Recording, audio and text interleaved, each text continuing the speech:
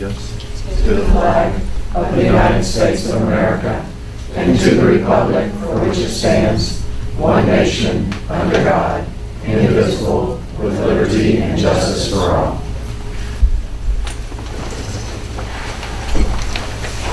And then we're going to go on standby until we have the recording up. Cat, smoke it together.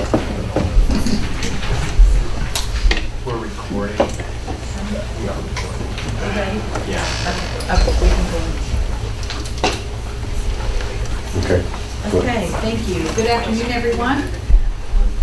We're glad to have each and every one of you here. We do have several items on our workshop agenda this afternoon. We are prepared to present on all of them, so there is no change to the agenda.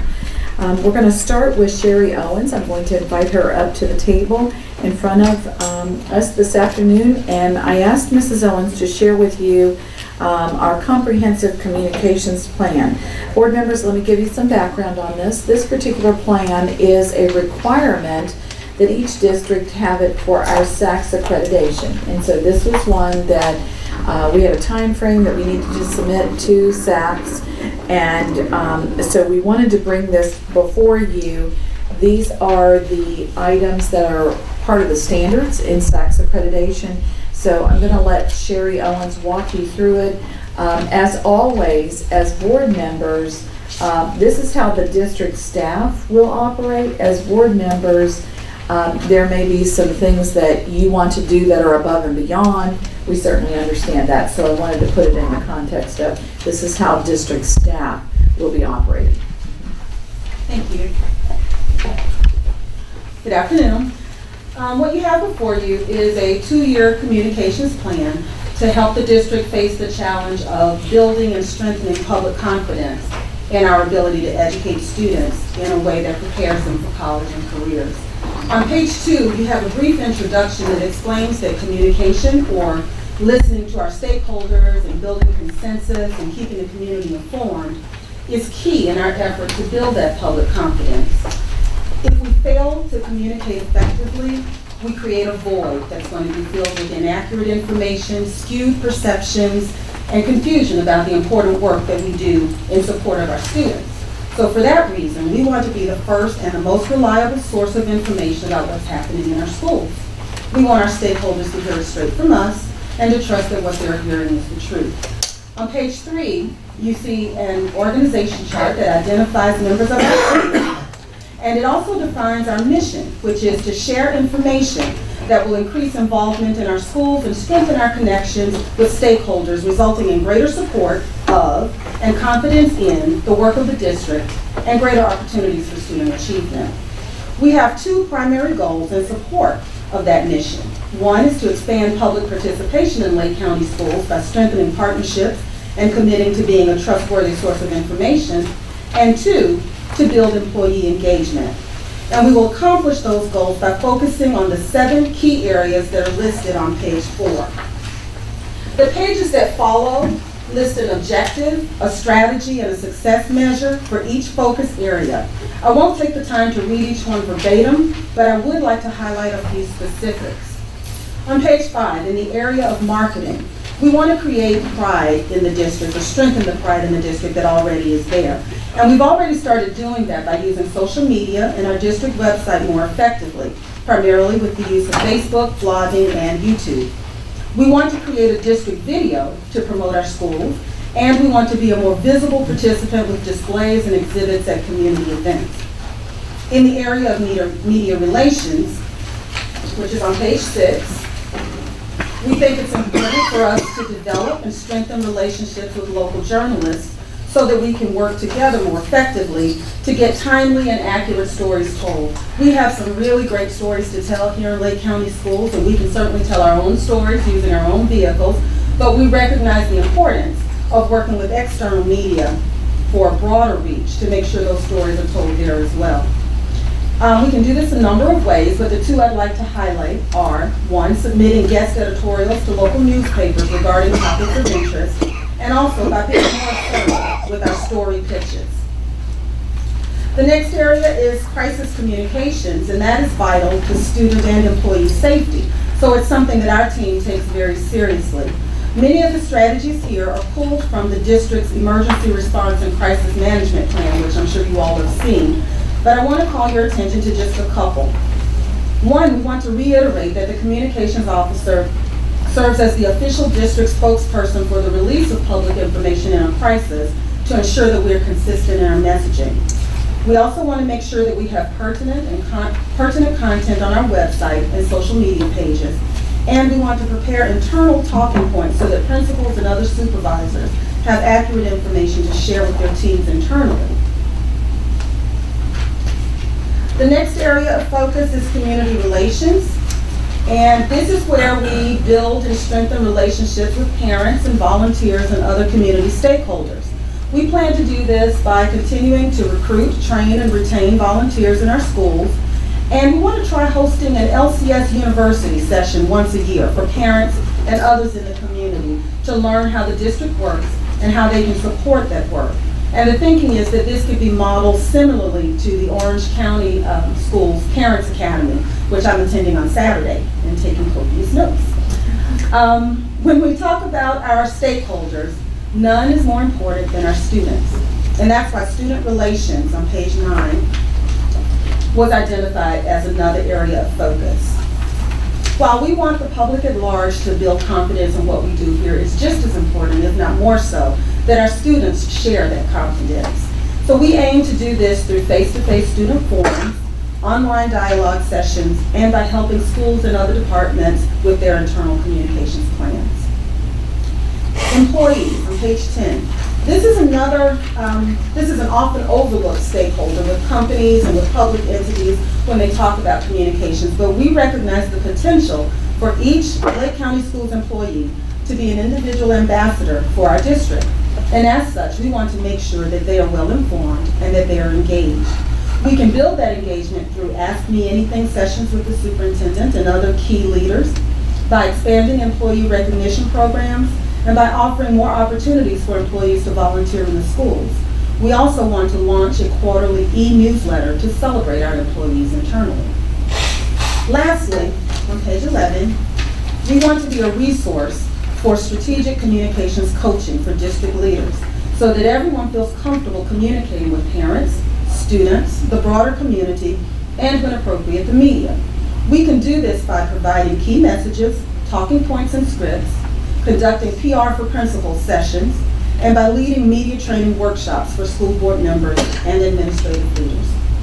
Taken together, we believe that these strategies will help our district communicate more effectively so that we build and strengthen public confidence in the work we do, garner greater support for that work, and ultimately create greater opportunities for student achievement. Are there any questions? I've got one. Yes. Maybe it's a kind of a process thing, or there have been a number of items reported in the news since we had last met as a board, whether it's the stories about the fundraisers at schools or a student opting out of the test. So student-led prayer was another popular story, and also I read today in the Sentinel that our district reported computer testing problems. I think I'm still kind of finding that I'm getting a lot of our news of what's happening in the district by reading our local papers. How can that process be changed to make sure that we as a board are aware of what the key facts are in each of these stories before we read it in the paper? Well, one of the things that we started doing is sending to each of you the media summary every day. Right. Initially, that was just a report on the news that had already been reported.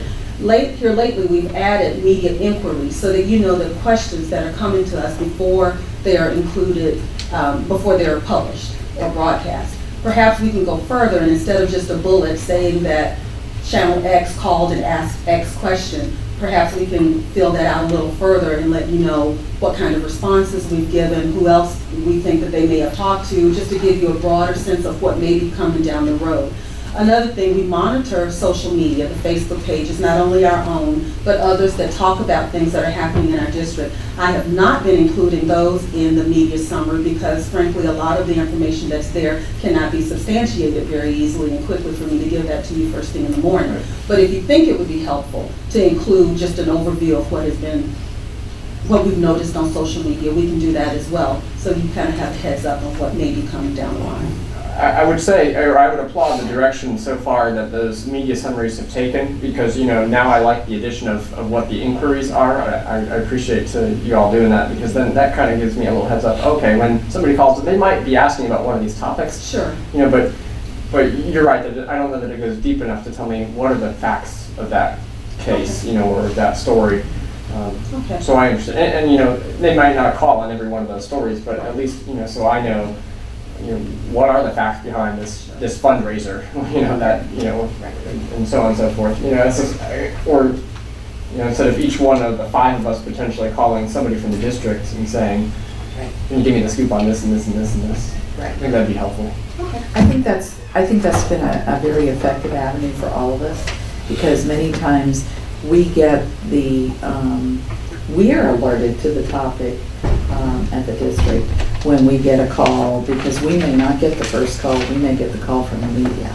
And so that's why the inquiries have been very helpful.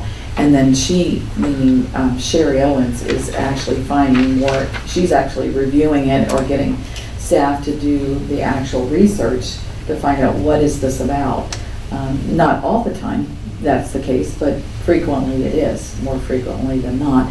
And so we can use that same media to provide those talking points. Here's what we found, here's what we know at this point in time, and when additionally research is done. If that works for you. I don't know the rest of you, but I really appreciate that. And then I feel like if then, Sure. I've got another, question maybe I can, follow up with. Absolutely. I think we can build upon that. Right.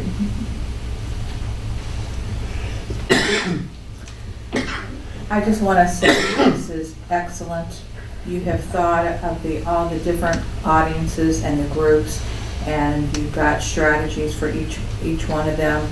I can also share with the new board members that things that come up that are an urgent matter or a very important matter to know that we will receive a call from your buddy that you have assigned to you, that they will call, or the superintendent has called, or one will, call each one of us. But sometimes for someone to call all 5 of us and then play phone tag with some, and, you don't want to leave a detailed, message on the, if they can't talk to you one-on-one. But they do, that they work very hard to try to keep us informed. But there's always room to be able to expand that. But I appreciate Dr. Doyle. I know she's my contact person, and I think it works well. But there's days that there's so much going on to try to say, who did I talk to, or who did I let know about this? It can be quite challenging when you are trying to work through the issue at hand. Thank you. As we move forward, are you going to then assign a timetable? Because we spoke about us, the board, starting and having media training. We did, and you're right, Ms. Mathias, that is the next step, is to take this and to, if you notice on the front, it's from 2015, 2017. So what I we don't would wanna like wait to, 2 years. no, we're not gonna wait till 2017. That was not the intent. But the intent is to say that we want to prioritize and which things we want to do immediately, which things we may do further down the line, and to put a timetable to this. But that is the next step.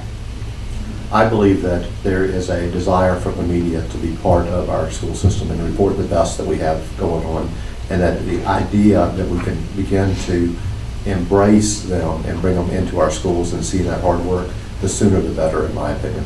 I understand, and I agree. Can I ask a question real quick? Just a clarifying question. On your media relations, page 6, at the bottom, you have for your success measures the number of published opinion pieces by the board and the superintendent. So if we were intending on doing that, I would assume, would you rather us call you first? Because I know schools put out different pieces that come out on the website that we don't necessarily see. You send your media updates, and we want to regenerate those. Is that part of the training that we get? That's part of the training, and just a suggestion that as we look to get more of our voice out in the media, that's one way we can do it. And our team is certainly happy to help, whether it's with pulling together facts or to help, once you have it written, to connect you with the media person that needs to have it to make sure that it gets published. But if that is a goal, I want to make sure that we are tracking how many of those actually happen, how many actually get published, so that at the end we can say whether or not we were successful with that venture. Okay.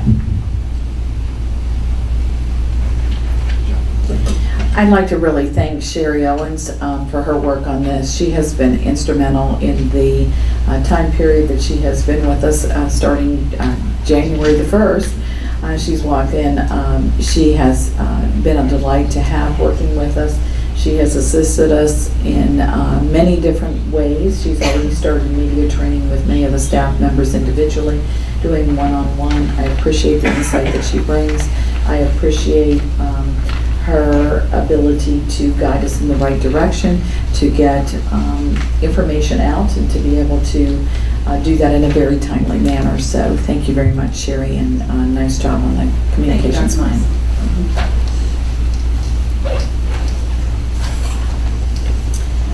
Okay, I'd like to invite Liz Hobart to please come forward. And Mrs. Hobart is going to be giving you an update on the strategic finance plan and budget recommendations. And before she does, I really would like to share some big picture and make some connections for the board. So I'm going to pass out a chart for you. This is draft.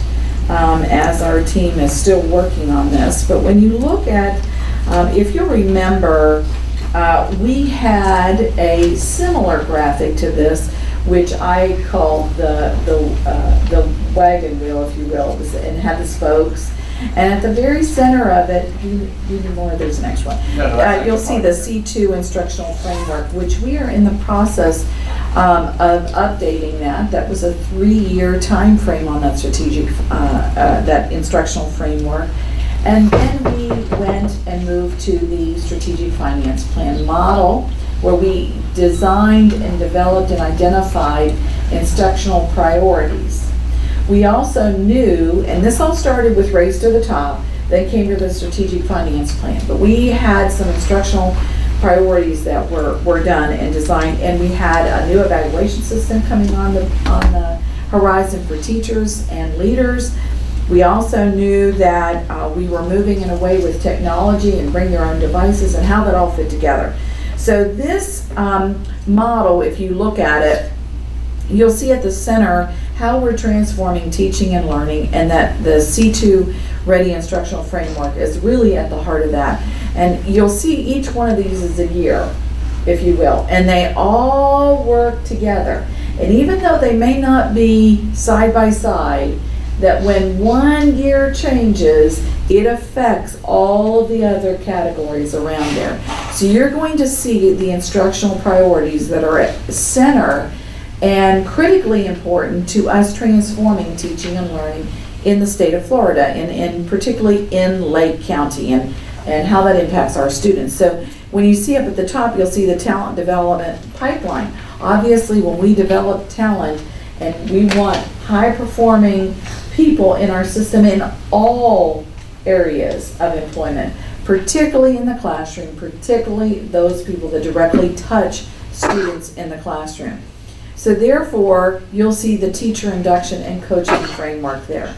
Then you'll see the principal induction framework there. These have been instructional priorities. Now, if you'll remember, we've started working on the teacher induction and coaching framework. We're in our 2nd year of that. We have informally been doing principal induction, but now that's becoming a more formal kind of structure.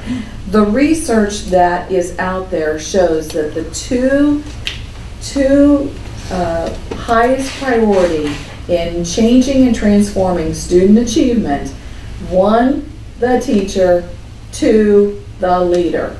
And they are almost synonymous, and they're working hand in hand.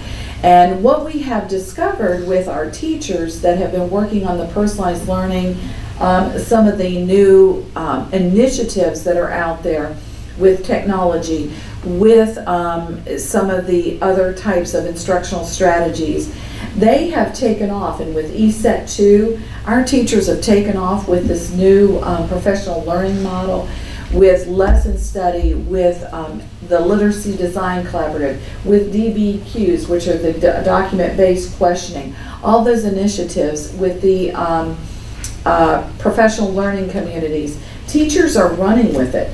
Teacher leadership is moving ahead. Our teachers have embraced that. And what they are saying is that we need to make sure that our principals are right alongside us with these new initiatives so that they are there to support our work. The worst thing that can happen is that you have teachers that are running and leading and excelling in this new work with the new standards, and our principals are doing management types of things. We need to transition them. And that is a very different way of doing business than we were all trained up than before. So you have that principal induction. We are very fortunate because we are part of a grant with the National Institute for School Leadership, NISL. They actually received a federal grant to work with several school districts in Central Florida.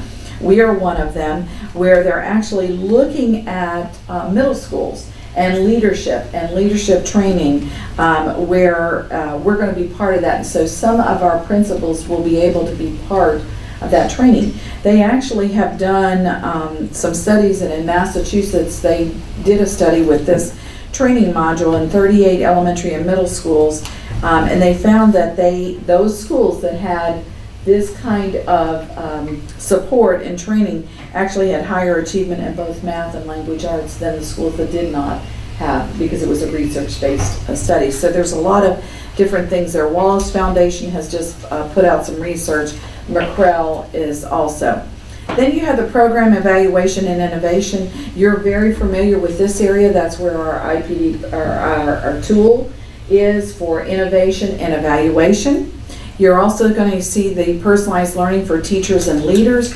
That's where our IPD grant is, and the National Institute for School Leadership, part of that will fall in that arena as well. Then our personalized learning for students, and then our ELL, struggling schools and students. And so all those initiatives are there. So if you look at this and the way it's been structured, we have carefully orchestrated this whole system and the elements that need to go to the core of our work, and that's increasing student achievement. Some people like to say putting that A on the front door. I'm not sure how the state's defining putting that A on the front door. And frankly, where I'm looking at is 42,000 students and making sure that they get a year's worth of growth and the year of instruction, and that they are making progress, and any student that is behind is also not only making that year's worth of growth, but we're also accelerating them for that catch-up of where they might be behind. We're looking at all 42,000 students individually, and each of our school sites is doing that for the students that they are looking at. So we know that stronger attention has to be given to the two most critical points. Those are teachers in the classroom and all the supports that go along with that, and the teacher leadership at each of our schools. So this is significant change with what we're doing here. So I think when you look at this, any change that we make in any one of these areas is going to impact another. And so that is why the strategic finance plan is so critical as a living, breathing document that we have. And those work groups and those work plans, their work is really never done. They're constantly tweaking this. So what Liz is going to be presenting to you today is their work thus far, what they're proposing as we move forward in planning for next year. But again, this is a 3-year plan and it's rolling. So you're going to constantly see tweaks and updates as data comes in from the state as we look at those metrics there. So, principal support's critical, evaluation is one piece. You're going to see evaluation built in all these components as we look at program evaluation and we look at performance evaluations for employees as part of that, as well as the recruitment and retention. So I think that's very important as we look at that. As Liz talks about some of the work plans, I do have some other comments that I want to interject as we get to those specifics, but I'm going to go ahead. That's just to make some connections, and this is the visual that we're putting along with the strategic finance plan. So I wanted to start there for some context. So. Good afternoon, board members and Dr. Moxley. I'm going to take you through the PowerPoint that's been put on board docs for you. This is a high-level summary of I think it's on. The problem is you have to have it real close to you. Okay, so, Thank you. am I coming through? Am I coming through? No. Am I coming through?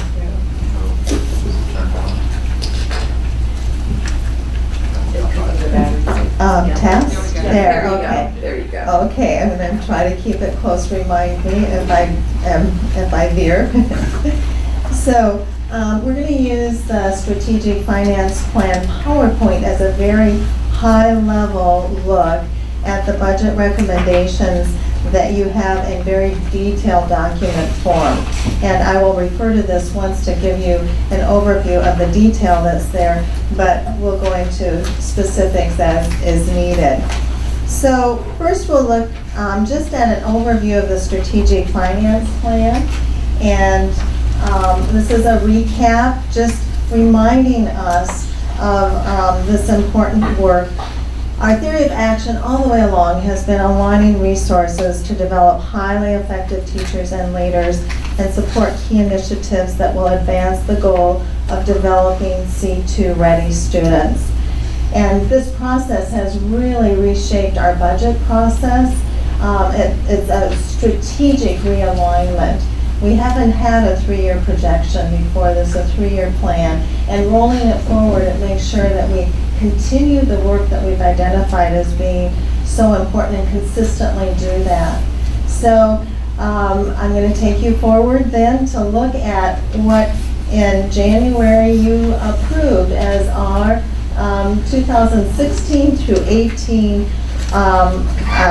strategic finance. And this is the one-page high-level overview. There's a whole document, this document, that details that.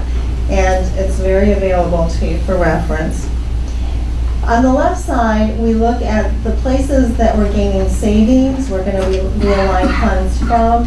On the right-hand side, we have the instructional priorities that we're moving funding to support the gears on the wheel that Dr. Moxley referred to. And this is where we are in our process. We started in July of 2014. We launched the instructional priorities. They have come into being this year. And then in September through December, we updated the 3-year plan, adding a year on. And the program evaluation and innovation team started to refine the instructional priority metrics. And right now, we're linking the 1-year budget, the 2015-16 budget, to the district's budget process. And so we had the 3-year plan, now we're looking at this next year, 15-16, what we're recommending to move forward with. And we will, in April through May, we're going to review this process, take a look at what worked and what didn't, how we need to tweak the process to make it more valuable to the district. And also you'll have your initial report from the Innovation and Program Evaluation team on the metrics for the instructional priorities. And then we begin the cycle again in May through October of the next 3-year strategic finance plan, very methodically moving forward. Putting the wheels, the gears in alignment, as it were, and making sure they're all operating. So the updates, as we projected, we're recommending moving forward with the principal induction and development instructional priority. That was not launched last year. That's part of what we have in the plan for this year. We have about $7 million that has been added to the personalized learning for teachers and leaders and personalized learning for students through the IPD and Next Gen grants, which is pretty powerful. And I mentioned the outcome metrics. In May 18th, you'll have a full look at the return on investment framework for each instructional priority. So let's take a look now at the budget recommendations. And this is a high-level look at those recommendations. It's arranged in the same way the first spreadsheet was arranged, with the realignment opportunities on the left and the instructional or investment opportunities on the right. You have 2 columns for each. The first column is what was approved in January in this document, and the second column aligns the recommendations from each of the instructional priority leads and work groups in terms of what's recommended for this year. And on both sides of this spreadsheet, that is the way it is set up. So I think there are a couple of important things to look at. The bottom line, which board members are always interested in. So the bottom line on the left-hand column, you'll see that what was projected quite closely matched what the budget recommendation is. Over on the right, we need to go up a little bit from the bottom of the sheet because the bottom of the sheet provides the roll forward for next year, so it's not the bottom line figure for this year. So if we look at the line that's titled priorities only, you see the priorities that are listed, and we had made a recommendation of about $7.3 million in the strategic finance plan, the 3-year plan, and our recommended budget is coming in at about $6.5 million, so lower than we had projected. That allows us, if you were to examine now at the bottom, the roll forward into the next year will be larger, and that's helpful with upcoming plans. So let's look at the working group recommendations for the instructional priorities. Again, a high-level summary of this on the, you have the priority listed, then you have the projection that was provided in the 3-year strategic finance plan, and now you have the recommended investment. And so on the right, you have the page numbers for where you can find the detailed information. And I just want to mention the information that's part of each of these recommendations. Each of the recommendations has the working group members and who's the lead and who's the cabinet member, the objectives for the instructional priority, major actions taken, and upcoming milestones. Then when you get to the budget, you have the budget that was detailed for 2014-15, the year we're in, the actual projected spending for this year that we're in, and then the recommended budget for 2015-16. So you can really see this moving along and how efficient things are and track the dollars. At the bottom, you have a high-level summary of that same information for you. So each of the plans is set up like that. So you have this page, and then we have the next page for the realignment opportunities. And I don't know, Dr. Moxley, you mentioned commenting at some time, and I'm not sure when that is. Sure. These are the budgets for being put forward. Sure. And I think board members, if you have any questions, certainly we want to make sure that we answer questions here. I think one of the things that has come up with a lot of discussion is that most of these instructional priorities have been in place. We have finished the first year of a 3-year plan. And so you're going to see in the budget, you're going to see where there's some things that are being continued, there may be some things that they've tweaked, but those working groups have been very instrumental in following along and working very carefully with these areas here. Now there's going to be a point in time 2 years from now that these instructional priorities may have already become job embedded, and there will be new instructional priorities that will come on aboard. But right now, these are ones, and we just launched them last year. They're just getting geared up and they're kicking in. The principal induction one was one that did not start last year. It was planned, and we delayed the launch of that one. It is, according to that plan, scheduled to launch for the 15-16 school year. A lot of questions have come up about that one in the fact, and new board members, you probably did not get to meet Lane McBride, but Lane McBride was our initial contact from BCG. And Boston Consulting Group is the group that is a very nationally recognized organization that comes in and works with big companies and Fortune 500 companies, and they were our professional partner. We have been able to maintain a really good partnership. They are actually still mentoring us as we've been taking on the work without them being present. And, so we've been very thankful. But Lane McBride has been very careful to share with us that there is a really strong national movement in looking at the work in principal induction and development. Very concerned about making sure that those two components are very much in place, and that this new way of work, the new educational system, the new way teachers are going to be collaborating, the new standards, that it's really shifting the work responsibilities and the way principals lead in their schools. And with the research that was done by the Wallace Foundation and McCraw and some of those others, that they're really actually going in and doing some research studies to look at that effectiveness. So that caused us to really go back and look at this one.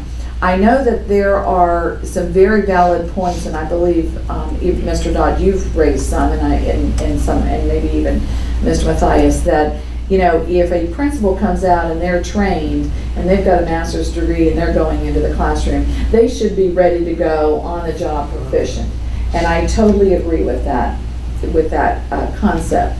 What we are facing though now is that the work has changed so drastically in the area of leadership, particularly for principals, that we're retooling everyone, teachers included, with the standards and the new way the standards are to be taught, that we're having to go back and retool in that particular arena.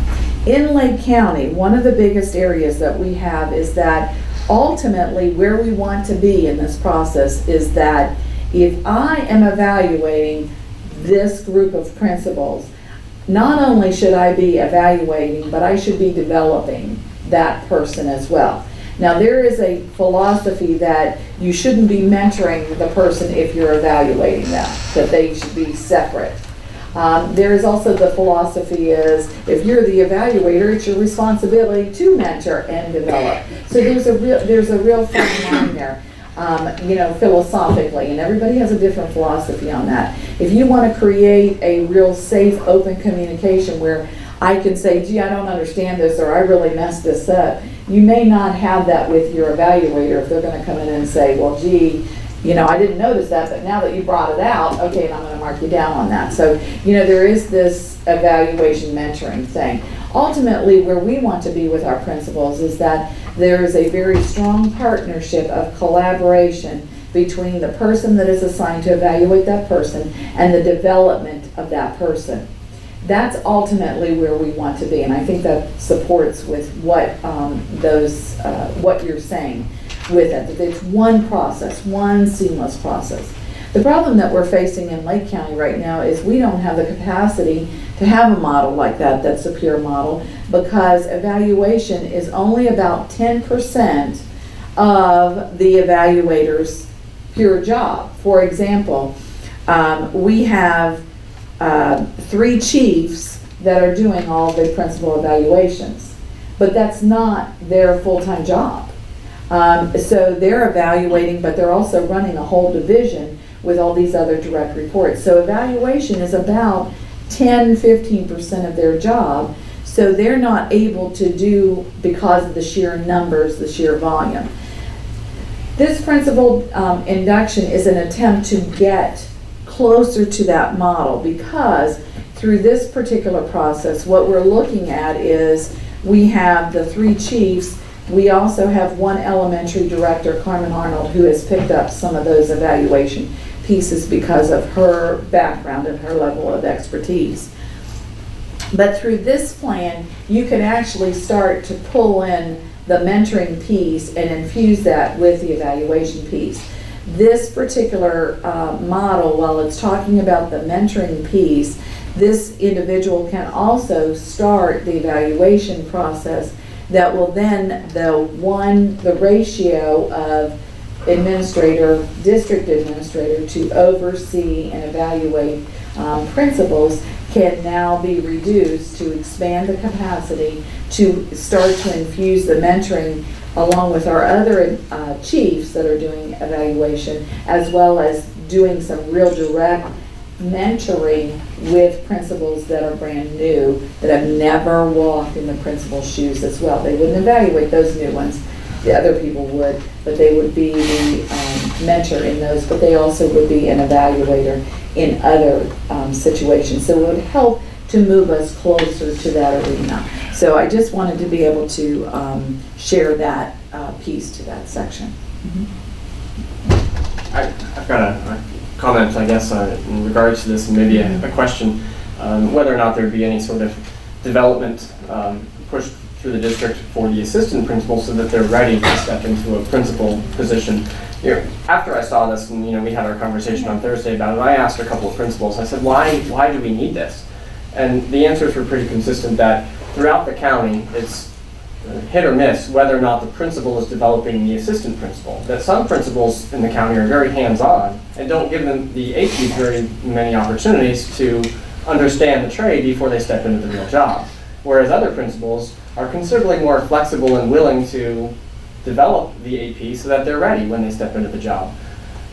We had a conversation about how this looked in the business world, and it surprised me that these folks being promoted to this level need a coach in order for them to be successful. Why is that happening? And it seems like it's because they're missing the development when they're the level below to be able to step into that job. I think there's a combination, and I think you've hit on both pieces to that. I think the piece you just talked about is that some people are in a development, meaning I philosophically know that it's my responsibility to develop you so you're ready to go. And you can look across the district and you can see, well, we have some principals that they're constantly getting a new AP because they've developed their current AP so well that they're coming out on top of the interview when they are seeking those principalships. We do see that. We need to be more consistent in that. So that's challenge number one. The other challenge is that because we are in such a different environment with the change to the new standards and the way the instruction is changing in the classroom and the role of the principal and assistant principal, they have changed so drastically even within the last 5 years that's a challenge of playing catch up in that arena too. So it's both of them. And we need to have a better consistency across the board in that. And I believe it's not just that principal walking into that first year principalship, it's the APs, just like you said, it's both. And I believe the evaluation piece, that is the model we need to strive for. And if you go, and there's a lot of districts you can compare to, but the one that is closest to us is St. Lucie. St. Lucie mirrors us in enrollment, but they have an area superintendent concept, and the area superintendent deals with regions. And so what we've done is we've taken these steps towards getting to that. I believe we're at a point where we should have area superintendents. And the area superintendents have a smaller number, and that's what they do. They work directly with the school. They do the evaluation piece, they do the coaching, it's the model you're talking about, and that's what they're fully looking at.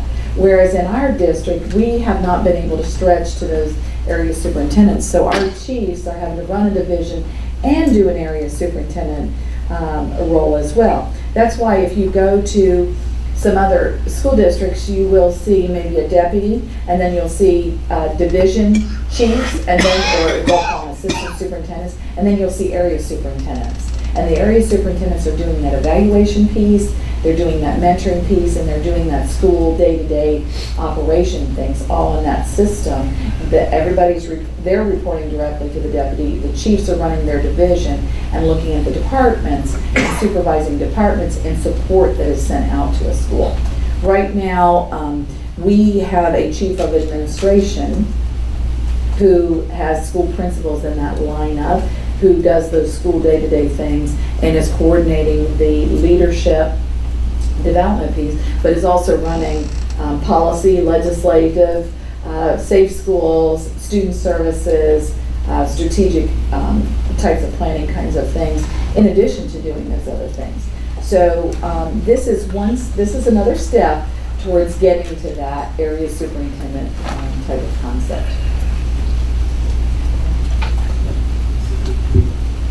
I have a real problem with this position, as you know, and that when we have principals with masters and doctorates, and we are paying the salaries we're paying, then I think that if we had some type of support for them, that they could go online and learn a course, or that we're somehow affecting it that way.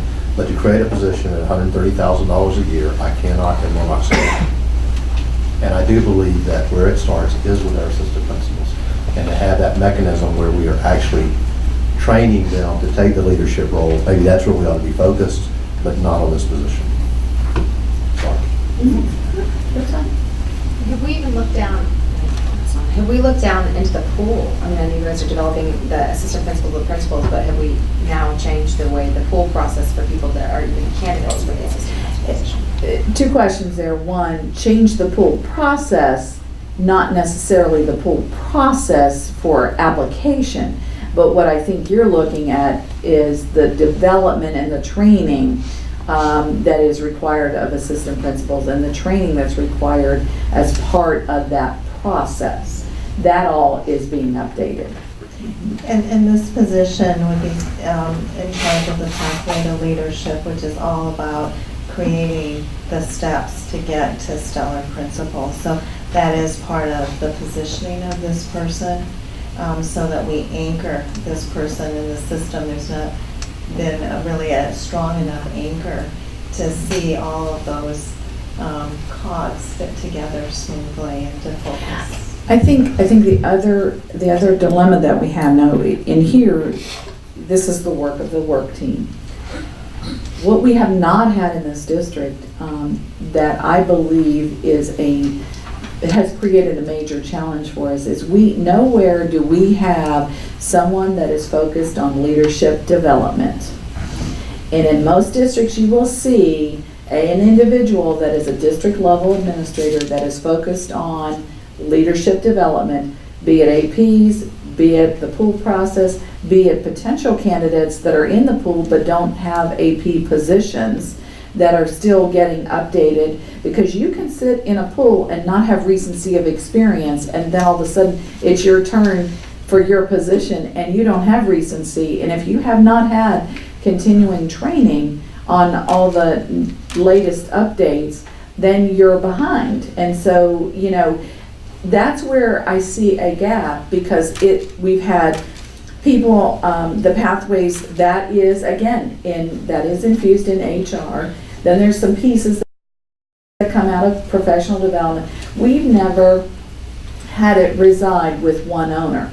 Again, maybe the position we're not able to convey all the things that this particular position can do, because I sense that it's being looked at as just mentoring maybe 3 new principals that may be in queue to come on, when I don't see it. I see that as one fraction of what it's going to do.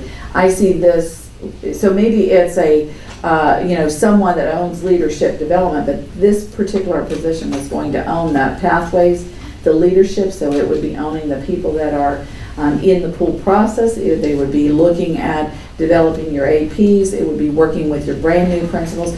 And,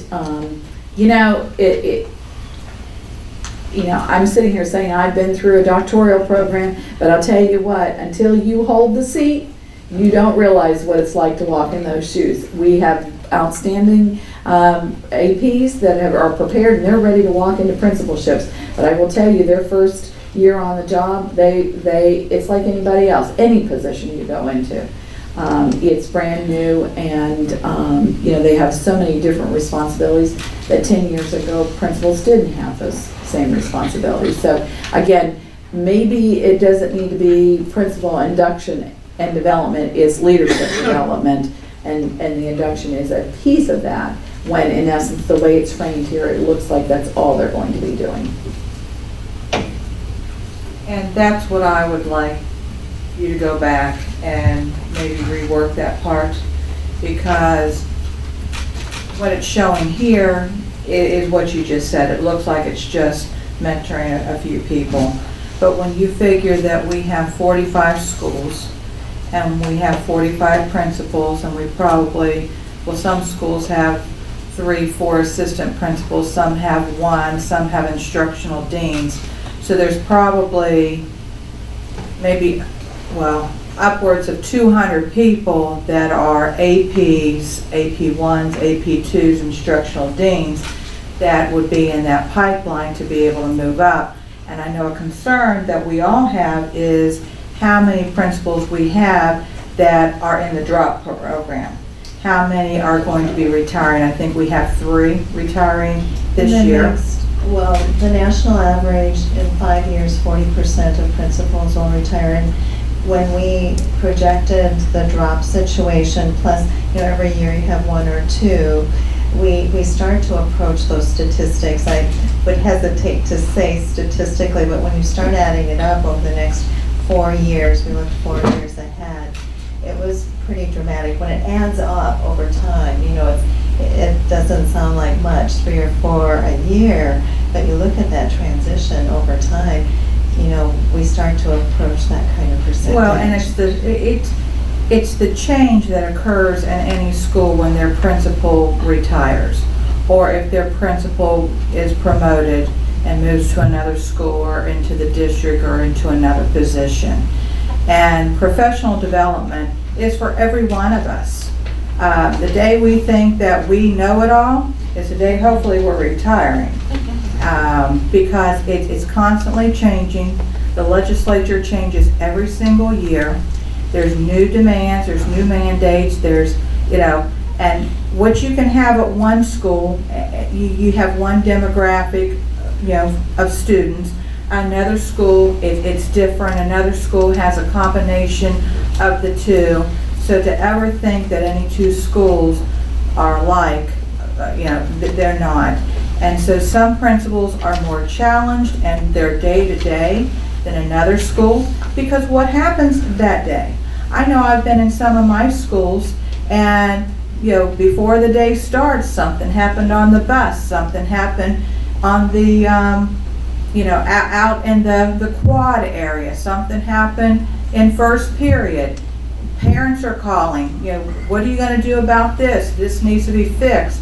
I mean, there are so many responsibilities on a principal today that unless and I've not been a principal, but I've been to, some of my schools and see a little bit of it, and they're there early in the morning, and then there's activities and events at night. I mean, they're putting in 12, 13-hour days. It's truly remarkable what they do. So I think we need a position. Maybe we can, look at this and just, say that, give more detail of really what this position's responsibility will be.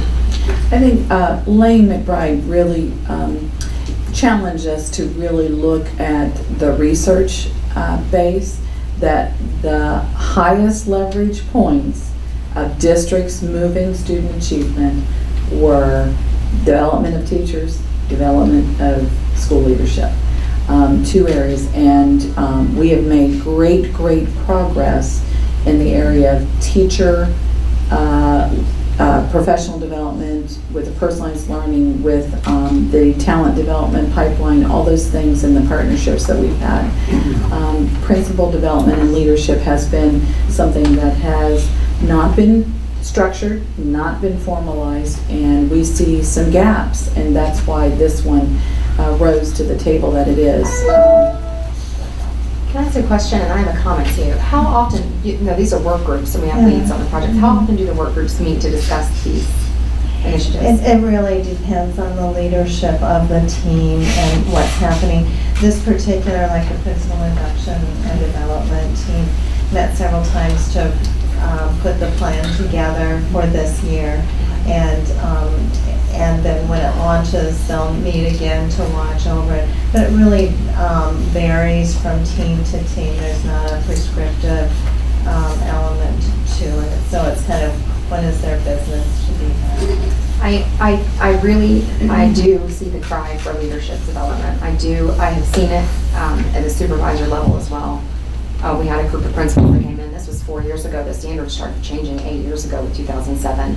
And we had principals come in and we showed them a video of math instruction and what would be considered good or bad. Like, give us a thumbs up if it's good instruction, a thumbs down if it was bad. And like 90% of the room was thumbs down, and it was an excellently scaffolded lesson. So just to see that kind of breakdown was a huge eye-opener for me in development. I do think that we need to invest in that, especially if we talk about the teacher evaluation and the critical components of being able to evaluate effective instruction. Now, having said that, I also think that coming up the pike, like we talked about with the pool, those teachers that are now getting their master's degree and graduating and taking that process into the pool are the ones that have been through these instructional changes. They've been through the standards changes. They're going to be able to identify the instruction and the best practice instructions and what's working, what's not. But is the manager component going to be lacking? So my questions that I think that come into that are the succession plans, which we've talked about to some degree. If we are having this leadership turnover, which it sounds like it could lead to even improved instructional leadership anyway, is the shift in the professional development from this institute going to change as our leaders' needs change? Make your computer easier to use. In addition to that, make your computer easier to use. And my other question would be the plan, and I hate NPs. I spoke to Dr. Doyle earlier today, and I talked to Dr. Roberts as well, because the professional development, as we know, it has to be something that is continuous, something that is that coaching model that they can go in. The time that's needed, we talked a little bit about their time that they already put in all of their duties. So are we going to be looking at compensation for principals and for assistant principals to receive the additional training? Is that going to be something that's included?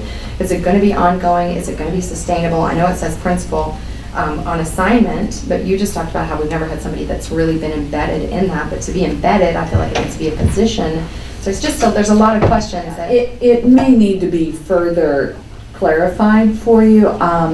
You highlighted something very intuitively there with, here's the new way of looking at instruction and being able to see it and quantify it and identify, all of that. That people are now being trained that way. And yet, what we seem to do is extremes, because you still, as a principal, manage the school and run the school. So we don't need this or this. We need this working together. And so what we are seeing in some cases, where we have some folks that can clearly go in and see that instruction that you're talking about, but haven't had experience with making budgetary decisions, doing the personnel, those kinds of things. So what we've seen is training programs that have shifted, that are doing really, really good at teaching people to identify that high quality instruction, but have not done these things. So we're seeing now we're having to run parallel tracks, to be honest with you. And so we're running both there in getting into the facilitative leadership, the situational leadership, the interaction management, those things that are not included in those programs anymore, that are still very, very important to do. And so we're having to run those parallel tracks and make it more personalized. There's some things that can be done online and be very personalized through webinars that they can sign on, but some things are getting out that are a time element and walking the halls, looking at those problems of practice, and having communities of learners as well, but at a principal and assistant principal level. But don't we have administrators that if we assign a AP that really has shown initiative and maybe has taken some business courses to combine their talents, that we would assign them to and let them learn, and then they could continue to mentor as they take a leadership position? I just don't think this one person is the end all. And I have and the next question would be, we took the initiative to create districts, and that the feeders would feed to the high school. Have we seen how that's working at all? And is the communication better between administrators? One, we have moved to that pattern, and we did that, just about this time last year to roll out for this year. So we've been doing that for, yes, I believe it is better and getting better. Have we arrived there? I don't think so. Why I would say that it's getting better, and I think we need to do some statistical data gathering points on that, which we haven't had a full year to get there. But why I say it's getting better is when you look at the personalized learning and the high school scheduling, we're seeing schools now communicating together. We're seeing them work together. We're seeing them share teachers to have conversations on best practices. We're seeing math teachers from one high school going over here to have a learning community with math teachers over here at this high school, which we've never seen before. So I do think we have made some huge stride in that, but I don't think we're consistent across. Do I think to get to the plan that Mr. Dodd, you've brought up, and I think to what you just described, Mr. Mathias, I think an area superintendent concept gets us there. I'd be more than that.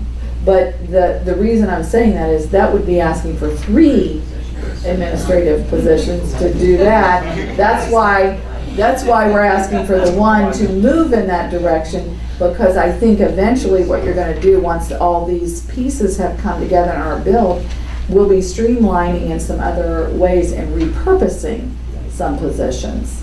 But we're not quite there yet. I called 3 administrators who all thought it was an amazing idea, but they didn't need it. So apparently, Yeah, I think that matches the opinions that I heard as well. I think my big challenge with this is I feel like it's just too late in the ballgame to start the training. I'm looking at the job description here, and it seems to me that there's no reason that these folks should be stepping into the job, still needing training in standard operating procedures and development of a budget, student management, campus safety. These are things that principals should be training their AP to understand and to know. And if it really all boils back to that philosophical discussion of whether or not the evaluator should be mentoring and coaching, I think the answer is clear in my mind. That's the difference between a manager and a leader. A leader develops their talent. Right. And I 100% agree with you. Maybe what we're saying here is we don't need this position, but I need one area superintendent to start that, to kick us over to that edge. Because what I'm saying is right now, to do the model you're talking about, which I believe is the Cadillac of models, and I firmly believe in, I'm asking Dr. Doyle, Dr. Christensen, and Lori Marshall to do that while running their divisions and doing all the things that are going on here, but yet the majority of their time needs to be out at the school with the numbers of people, of principals and their APs to make sure the principals are developing that consistent model. They can't do the number, the span of that control. That's the problem. Sure. So I was hoping that through this position, in addition to the mentoring, we would be able to get the numbers down to a more manageable way that could get us there. Now, if the induction part is the problematic part, I understand that, and I could customize that and go with that. I'm really trying to get to the model that you're talking about. But I think also with the induction piece, because we already have first-year principals, we have a couple second and third-year principals who haven't been in the position as some of our seasoned principals. They are also the ones that will be retiring here in the next 4 or 5 years. So whatever 3 that you talk to and you talk to, I have a feeling I know who you talk to, well, those are our seasoned principals. So then you talk to the ones who've only been in their positions for a short amount of time, I think you're going to get a different response than you would with some of these others. And just because we have some principals who are over the top, which we do, we have other principals who want to get there, but they need the help in order to get there. I think the help comes from the principals grooming their APs and teaching them the ropes before they step into the job. Yeah. I mean, yeah, then your chiefs are, they are not then as consumed with having to ensure that these folks are coached as much as they would need coaching, because they already know the stuff before they step into the job. I think the biggest part is the span of control of the evaluators to the principals. It's too large for them to give the attention and time as the evaluator to do what you're talking about doing. I agree with you 100%, because then we would have consistency there. So maybe what you all are saying to me is that maybe this position is mislabeled And if you've talked to principals who said, we need the position, but we don't need it for me, I understand that. But yet we still have this inconsistency that you've identified where some are developing their APs and others aren't. So there's a disconnect there, and it's not going to get better until we put some attention to that and investment. You do that through the evaluation piece. But yet, if I've got 15 principals that I have to evaluate and run a division that has 12 people in it, it just, the span of control is too great. So maybe the answer to the question is to introduce the area superintendent concept here. But again, I don't believe we financially can do 3 out of the gate. I believe we can do 1 out of the gate. One person can't handle this load of 45. No, but what it would do is it would reduce, because right now what we have are 3 chiefs doing it. Right. If you're adding a 4th person to the mix, and if we are still able to keep the director of elementary curriculum, then now you've got 5 people, you're dividing the span of control, it's lowering that number, Right. is where I was operating from. I just didn't know when we were talking about just having the one. No, they can't do that either. No, it would lower the span of control on the folks that are having to run their divisions too. And then I think you're moving in the right direction, and we can accomplish what you're talking about. Actually, for me, I just can't get over the fact that and we spent 2 hours this morning talking about the responsibility that a site-based administrator has in their budgeting, so they're actually running a business. That's what they really are doing. Absolutely. And in some cases, you're gonna have superstars in business, in my industry, and sometimes you have some that aren't such. That as we can either sort out whether to develop them or replace them, but we certainly shouldn't have some of our best and brightest upcomers training under them, if they're the lower level, I'm saying.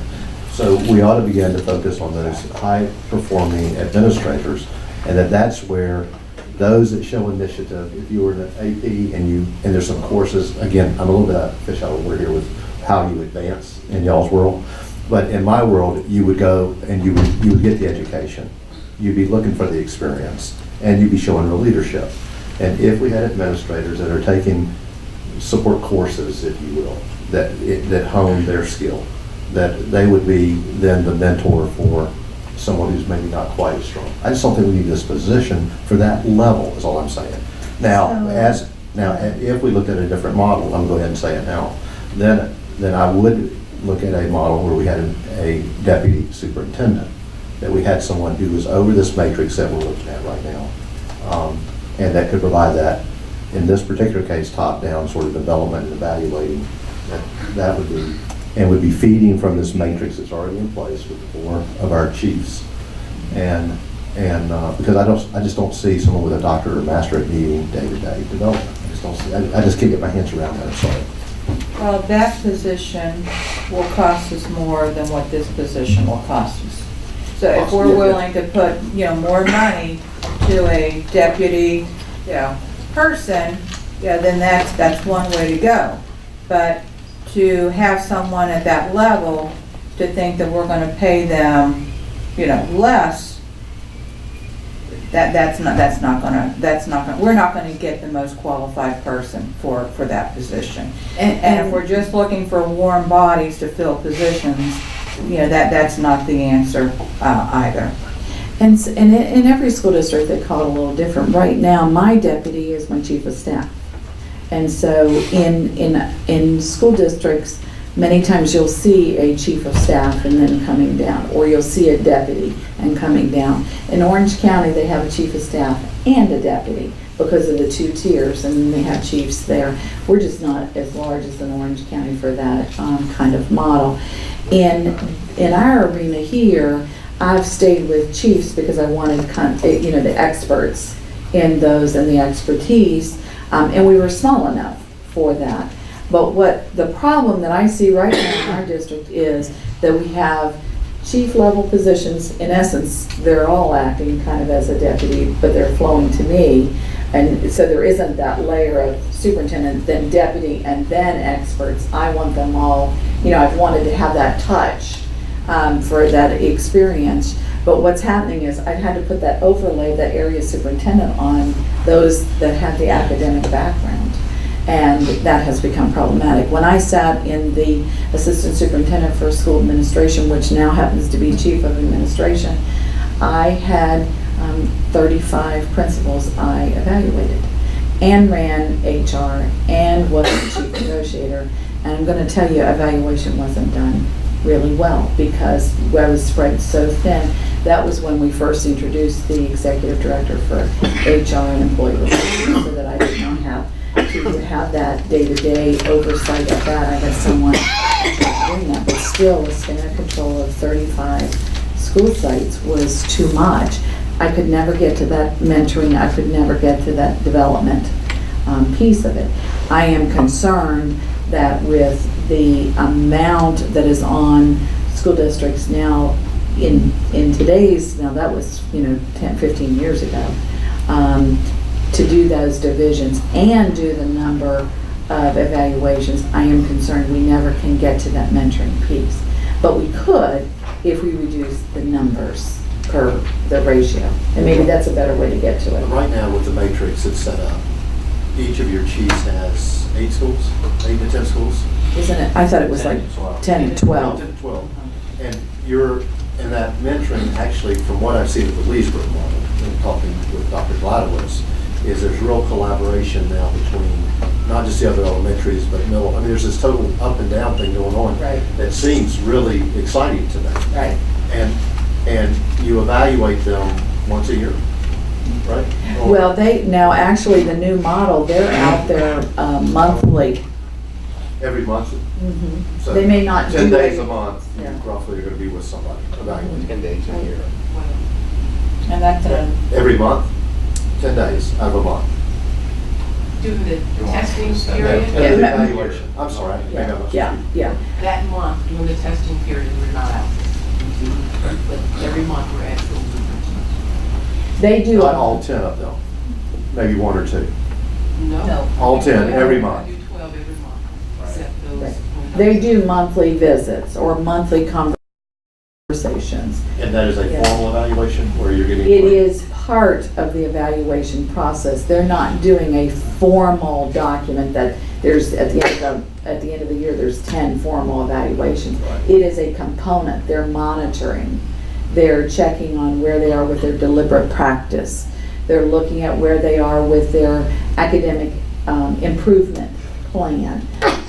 They're doing all those things. They're walking the campus, walking into classrooms with them, calibrating their instruction. It was what Mrs. Luke was talking about, going in. What did you see? What did I see? Are we seeing the same thing? Did you see standards? If this is an Algebra 1 class, did you see the Algebra 1 standards being taught, or was it pre-algebra? Were we missing the mark with rigor? Those kinds of things. Well, it sounds like just adding math up, if that's the requirement, then this position right here would be like 15 days short of being able to do the same job. Whereas that, so this isn't, this one slide, if that's what we're looking for, is the same, to take y'all's place and separate you? The No, it's induction and never coaching? intended No, to it take wouldn't. place. Okay, so It's part to of reduce the their workload. load, part of the I load know, of workload this. of what, though? Part of the load of this position, and it's certainly not all of it there, it's a large position actually, but part of it is the evaluation. They would become an evaluator as well. That's my point, they're So- evaluating every month, every They site-based would, administrator. no, not No. everyone, their load. No, that's what you're doing now. No, their load, it would still, If We they would- would, the chiefs would still keep their, yeah. Right, we would divide the number of administrators by 5 instead of 4. but that defeats the feeder pattern concept that we. No, because we can assign them by feeder patterns. So if I'm in the Mount Dora area, then I would have Mount Dora High School, Mount Dora Middle School, and I might have 2 elementary schools in that feeder pattern. We would try and chunk them that way Gotcha, okay. with it. We also, and then they would also, this position would also own leadership development. All that pool, the pathways, all of that would come into here. That was the intention. That's why she's saying. And I it's think bigger. to put things in perspective, we average 20 to 22 days a month that school is in session. So if you have 20 days, and right now you all have 10 to 12 schools, you are spending half of your days visiting schools. Now also think about the time that it takes to go from the district to the school and back to the district. Just the driving time alone to get to and from.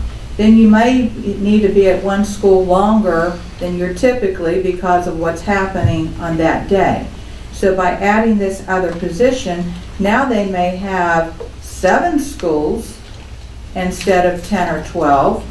And so that gives them more time to be able to focus on their division, the work in their divisions.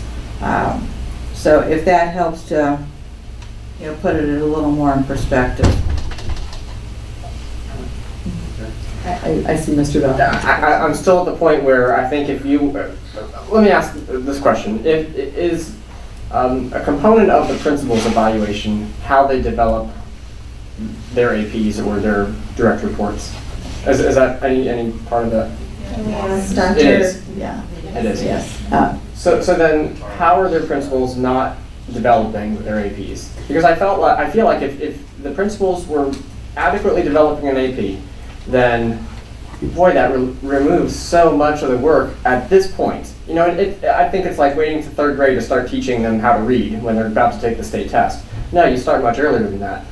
I guess I'm missing where's the order to say as of tomorrow it's no longer acceptable to not mentor or develop your AP. If I can say something, Leesburg High School has been the training ground for APs. And Mr. Miller has had 4 APs, and then he's got them for 1 year, because then they go and they get transferred to, East Ridge High School or Lake Minneola, because they're good. Then he's got the new APs coming in that he's trying to, train all over again. If he was ever able to keep his APs intact, let me tell you what the man would have been able to You mean not accomplish. develop them? No, if he developed them, but if he was able to keep them for longer than 1 year and not go then to another school, he would have had time to do what it is he needs to do. But he's always been with the new APs, and they would stay there 1 year or 2 years most, and then and then other people would steal them. I mean, they would, because they're good people. So, there's some schools that if the APs were able to stay there any length of time while they're being APs, I mean, when it's time for them to move up to a principal, Dean Hack was one that was an AP at Leesburg High School. She left to become principal at Gray Middle. But you've got to look at that component also. So there's principals who are developing these APs, and then another principal is scooping them up. I think to go back, to step back to where I think if I understood your question right, is that if that's part of their evaluation, how are they not doing it? Yeah. And I think that what the challenge has been, it's not that they're not doing it. I think some are more proficient at it than others. I think the needs of the school has sometimes dictated that if the needs of the school are in instructionally, we're moving, we got it, but we have some facilities issues and we have some things there, that may be the job, and that all hands on deck in that area, but they may not need to be developed in that area. They may be very proficient in that area, and so they're getting the facilities caught up and those kinds of things. I think that we have transitioned in the educational system in the past 3 years with the change of the standards, the emphasis, and even the change in the principal standards. The national standards for leadership and the state principal competencies have all changed in the last 2 years. They've all been updated. And so the things that I was developed and trained and went and took all my coursework, many others, and some of our principals in the audience here were trained at the same time I was, and it came through. Those are not the standards anymore. The standards changed 2 or 3 years ago. And actually I sat on the state's committee for that. The leadership certification test was just rewritten 2 or 3 years ago. And so now the way of the work is very different, and it changed overnight. So we're in this transition. That's why I believe you see what you're seeing, is that we don't have everybody caught up yet. But I do believe if you're a lifelong learner and you're a high achiever, that you're taking that AP who is fresh and Right. green Mhm. and has these amazing now new ways of teaching, and you learn from that person just like you were giving your experience in management. And we also, I mean, again, to Mr. Miller's credit for training and moving on, it's almost the model I would see, quite honestly, is that AP would have experience under several different, it wouldn't be stuck like forever at a school, that they would see different management styles, because we recognize we're all different, and that if we're going to develop that AP, they would see several different representations of different styles and different technique, and then ultimately you would glean your own. You know, the people that I worked under, I grabbed the best of what they were about, and then you end up capturing your own style, and that's what I see. And I hate screwing up your cog right here, but maybe I don't know what you need to do with it. We've got to give attention to leadership development. Oh, we We do. just have to. Whether maybe it doesn't fit in the form of induction, but I will tell you, everything that we've read research-wise, maybe we don't have the model right for what, because all of you have read some, made some great comments that I agree with. But to take this wheel off, this green wheel off, and say that doesn't exist and we're not putting any emphasis on it, you just wouldn't see that in any school district around this country. And you would always see it as a high priority in a high performing district. So I am concerned, maybe it doesn't need to say principal induction on it. Maybe it's leadership development or leader, I don't know. But to say we're not going to have any emphasis or any attention as a priority for the second highest leverage in a high performing school and not have the principal as part of that, I think is real remiss. I'm not saying that. Yeah. The principal is the leader. Mhm. So I'm just, in my world, if you reach that level, and if you again should be on taking some initiative on your own. Oh, I totally agree. The idea we got this Yeah. coach thing going Yeah. on, it's just, that's what I'm having a real hard time with, because if they aren't the best and brightest, then maybe they shouldn't be there, is all. Yeah, and I don't think when we say principal, and maybe we're in a language, I think it's we're a saying the language. same I think thing, we're but in the we're, language. with the language is what's tripping us up. Because to me, this is not saying we don't have the best and the highest and brightest. We want high-performing teachers, we want high-performing administrators, and our job is to hire the highest performing. You still provide support as nuances come and in the change of the standards. So I think language and semantics is getting us. Maybe it is, and maybe could they go back, is it proper for them to go Absolutely. back and work on this Yeah, in time absolutely. to Yeah. present it again? Yeah. Well, and if you tie in professional development, take off the word induction, maybe call it administrator instead of principal, because administrators are the APs, are the instructional deans, is the principal. I think we just want to make sure that they can help move us towards that evaluation model that I think, Mr. Dodd, you've framed very well. And I think it's very important to do that. Move us in that direction, I think is, get us closer to that ratio too. And I think your point's well taken, Ms. Brandenburg, about it's everybody in that group, and it's not just principal. Yeah. Mhm. So, these are anything else on the instructional priorities? Realignment or did you have some, I'm sorry, I'm going back to the instructional priorities. No. Okay, realignment opportunities? Yes. Okay? Yes. I would like to pass along some of the feedback that, from a discussion that we had at the South Lake Chamber Education Committee this past week.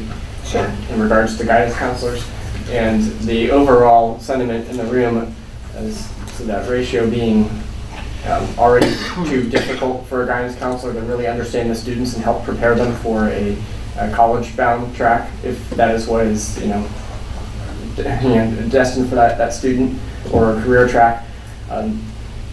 And where I struggle with this is that we are reducing the guidance counselor ratio here.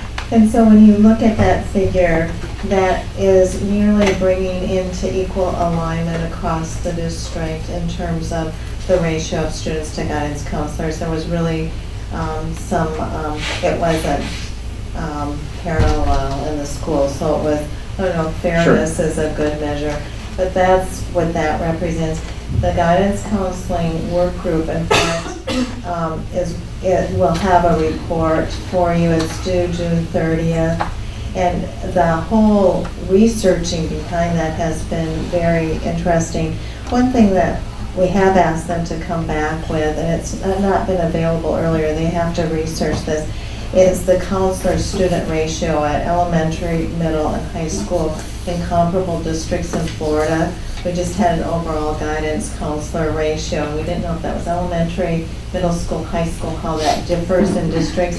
So I know one of the things that they'll be bringing forward in their report is how do we compare to other school districts in terms of that ratio, and really taking a close look at that. I know that's one of the things that they're looking at, and also the duties of the guidance counselors. That's the other thing, and they have done quite a bit of analysis that direction. So I think it will be really an interesting leap forward in looking at that. Do you know when we might expect some of those findings to come forward? June 30th is when Okay. their report is due, so that would be, and I don't know how it will be handled, but I would assume a July. I hate to make decisions before we know that information. And we aren't. Yeah. We aren't making decisions. All this one is an equalizing of the formula, of the current ratio that we have. Any changes, one way or the other, are coming after this report. So The other way to equalize that would be to take somebody more in the middle at the top and then bring all the other schools up to that level. it would, and that would then be a funding priority Sure. that you might want to have, but I think you'd want to wait for their analysis to be done, because some of the things had to do with what the actual guidance counselor was doing, because it may be that you don't need more, but you need to pull some of those clerical responsibilities off so that they can do the things that you're doing, and that the ratio is right, but the job responsibilities have been morphed into something else. And so which is it? And so that's why they were looking at that analysis, and that's why it's important to do that because the ratio may not be the problem. Sure, absolutely. I mean, it may. No, I agree, and that was going to be the next topic, and you kind of led into there, was what other tasks are the guidance counselors performing? I have a story that a teacher called me this past week with a guidance counselor situation, and I said, this is the most appropriate thing, is to help the school board understand how this guidance counselor has too many responsibilities that aren't guidance counseling on their plate. She said, I have a brand new student in my classroom, new to the school, just all of a sudden breaks out with uncontrollable crying. She says, what am I do? What am I supposed to do with this kid? So I try to console him, and I'm like, is it because you're new to the school, you don't know very many people? He says, no, it's because my sister died recently, and these girls talking about their hair bows made me remember her because she wore a lot of hair bows. And my parents just cleaned out the room and got rid of all her stuff. And so, the teacher's like, oh my gosh, this is so heavy. Well, it turns out, luck would have it, the period was ending right then. So she takes the student down to the guidance counselor's office. The guidance counselor assigned to that student was working on so many other projects that said, okay, use the other guidance counselor for the different grade level. Goes to the other guidance counselor, can't find that one. So she leaves the student in the guidance counselor's office and goes to find the guidance counselor. Guidance counselor says, oh my gosh, I've got so much work with this fundraiser we're doing. I've got to make all these calls. I don't know how I'm going to have the time to meet with students today, but I'll do my best. I'll get there soon. Goes back after the next period. The student is still sitting there uncontrollably crying while this guidance counselor is working on fundraising projects. That is case in point right there. Yeah, absolutely, and fundraising is not That's in the part of the guidance guidance counselor's job description. Yeah. And so I probably will want to follow up with you later about that, because fundraising is not in a guidance counselor's job responsibility, so that would be a local decision. And frankly, children are number one. And so I can tell you exactly how that is to be handled. Right. So any other realignment opportunity comments?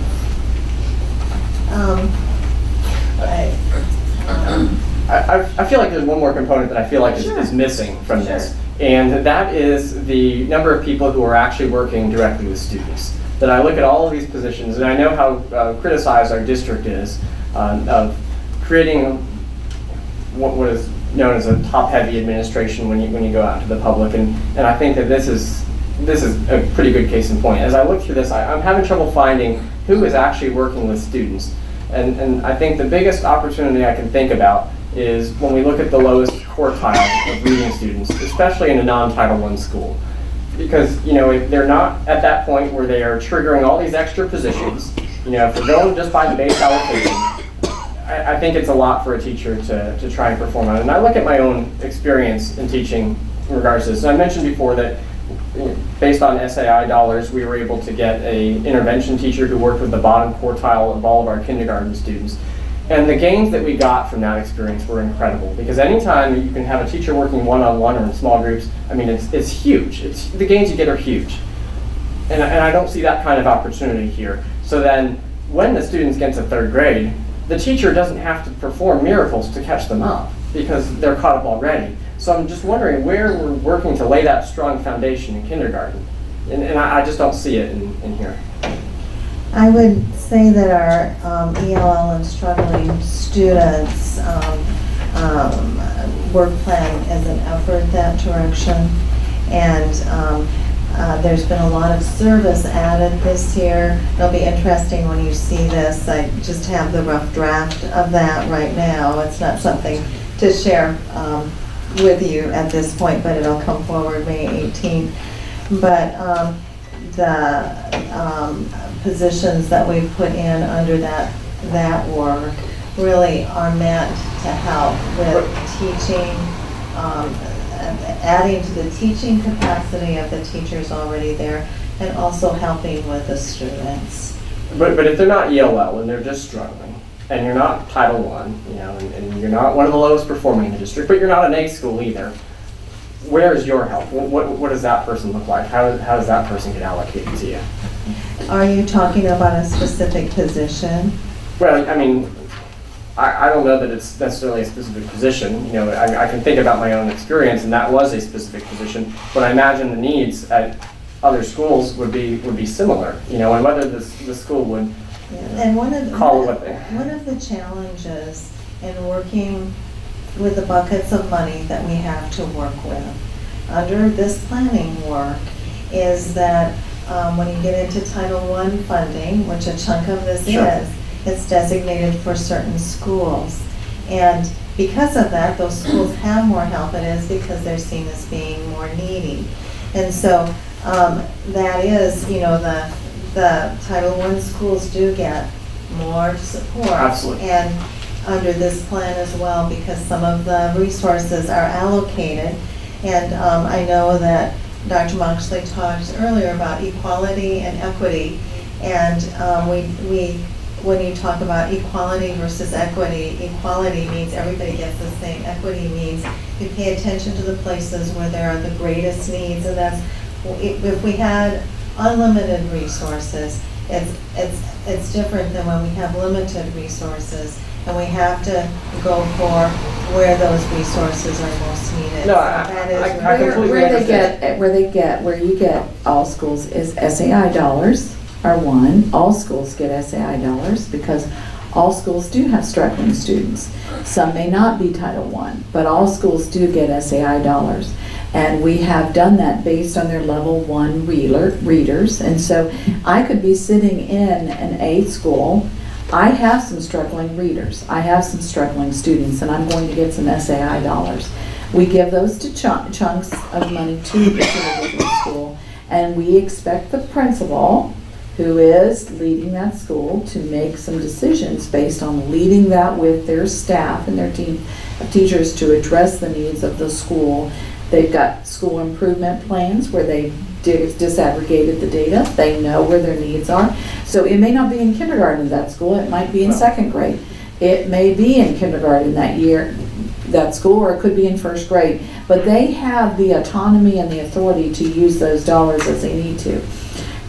Schools get CRTs, curriculum resource teachers. There are reading teachers given out. There are literacy coaches that are given out. So all of those positions are met. There are, those are some of the avenues Right, that we've but done. those positions spend relatively little time with students compared to an actual classroom teacher or an actual teacher whose sole job is to push into classrooms or to pull out students needing intervention. And I guess where I really struggle with this one was the overall budget snapshot of showing us where we're getting, the staffing realignment.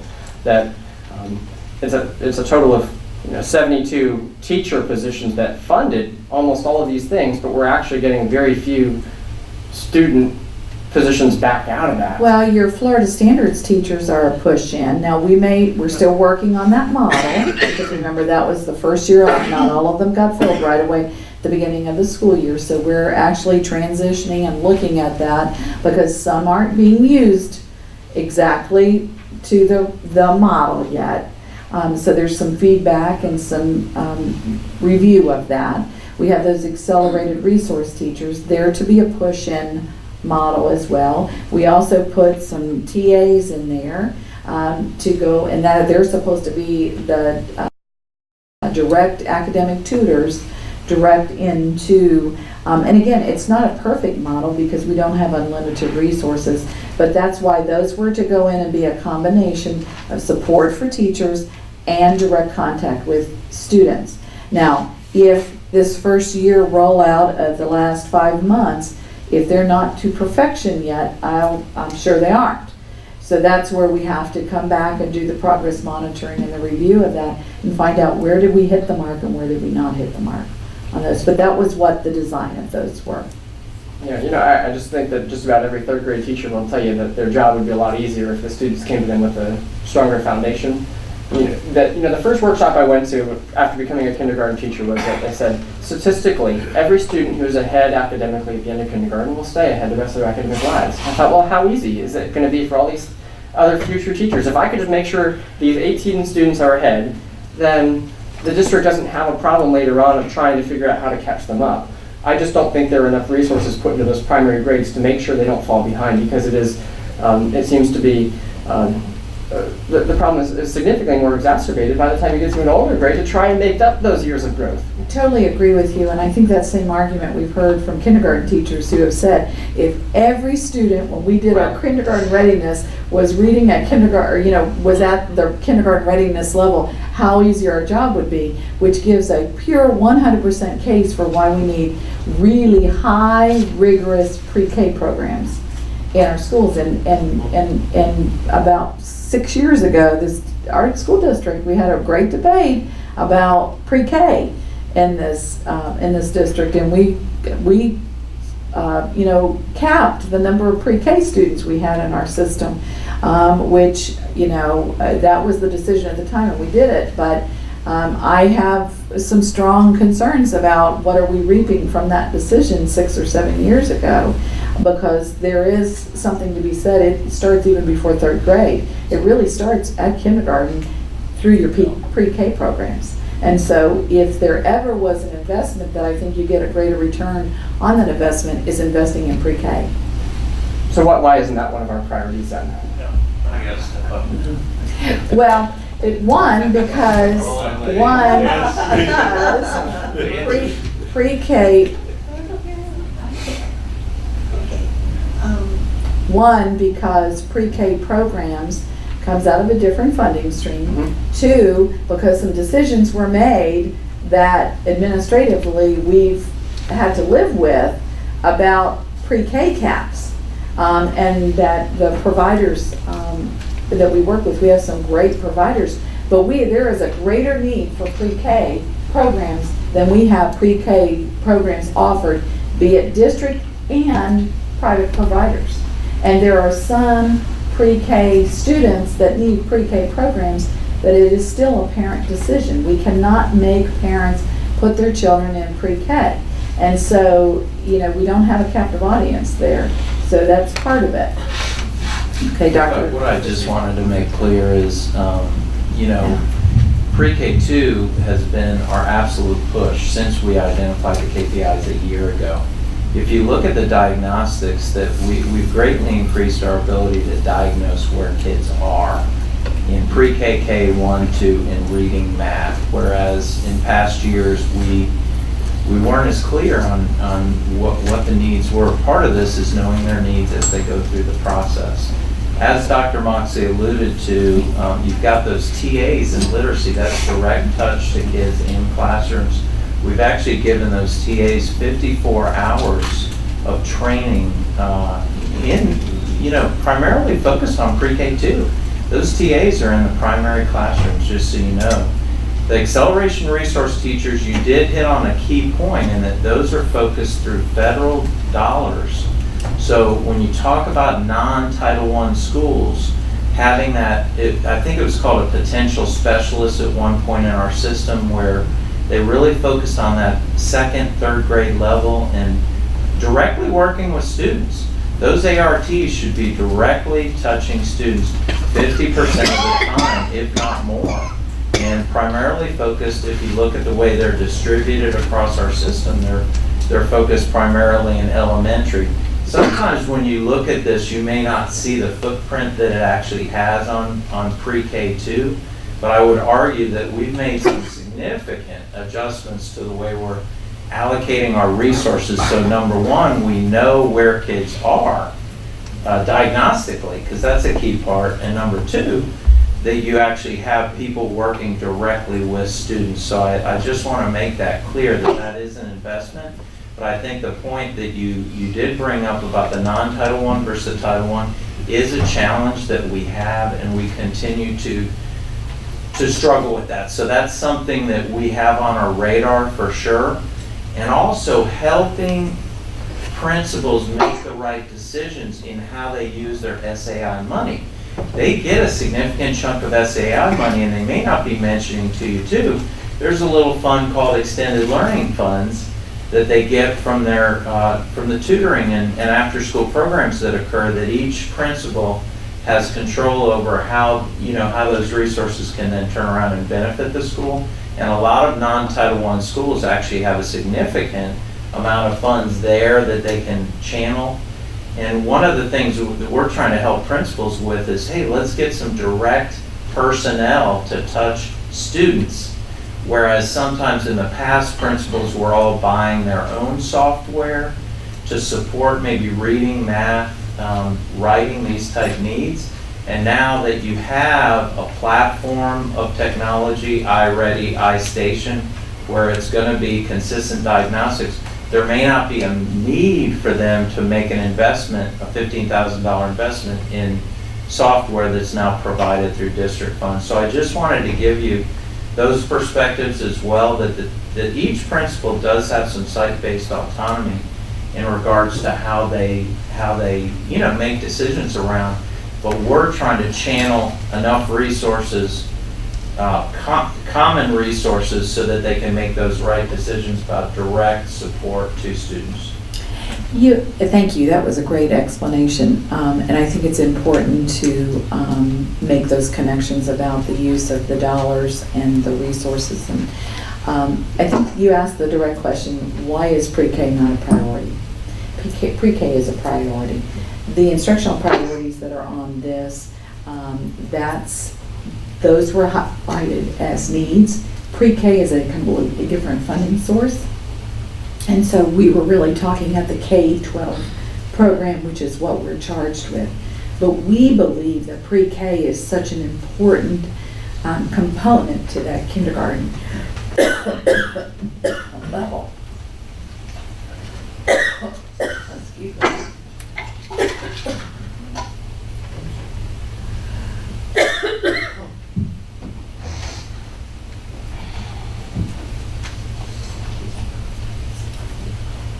I can't talk. That's a first. With that being said, I brought silence to the house. with that being said, Those are our realignment opportunities and our instructional priorities. And we get now to the summary page. And we have a summary of the realignment and investment opportunities. And here we have 4 columns.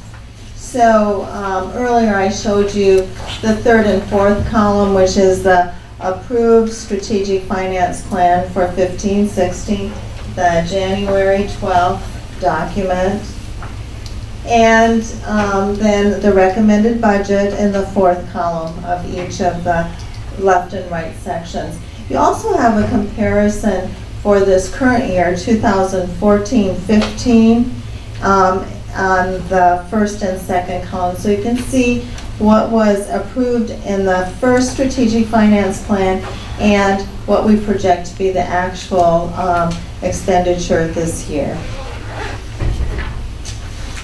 Then we come to the personnel and staffing page. And so we have, again, on the left, here we have the realignment opportunities and how we're making changes, and on the right, the investment opportunities. You'll notice that in the personalized learning for teachers and leaders, we had 2 positions. We are replacing that with 1 position, which you will see on the next page. And that's under the personalized learning for teachers and leaders, a digital content systems architect to oversee the development of the platforms that so directly affect personalized learning for both teachers and leaders and for students.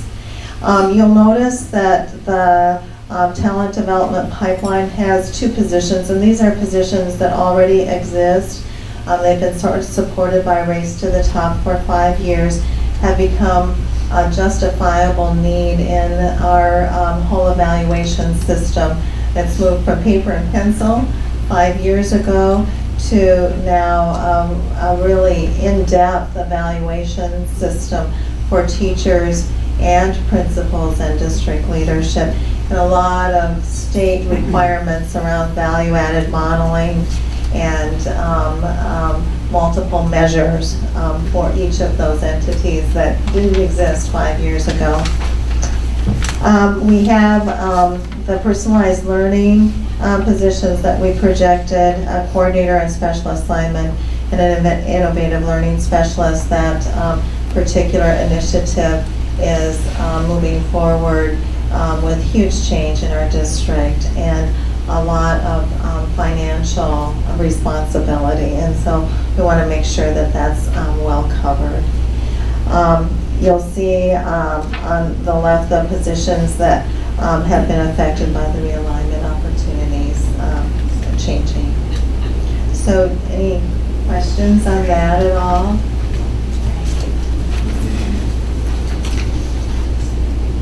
Great job. Okay. Thank you.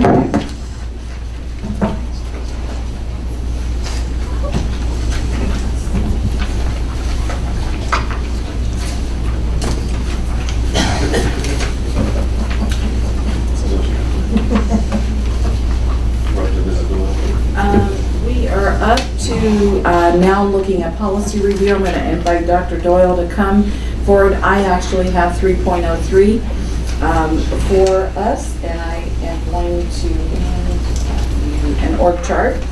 Policy, oh, I'm sorry, wait a minute. I'm sorry, I'll take that back. We are up to Dr. Doyle first. I'm reading that. Thank you. You were right, Mr. Mathias, I'm sorry.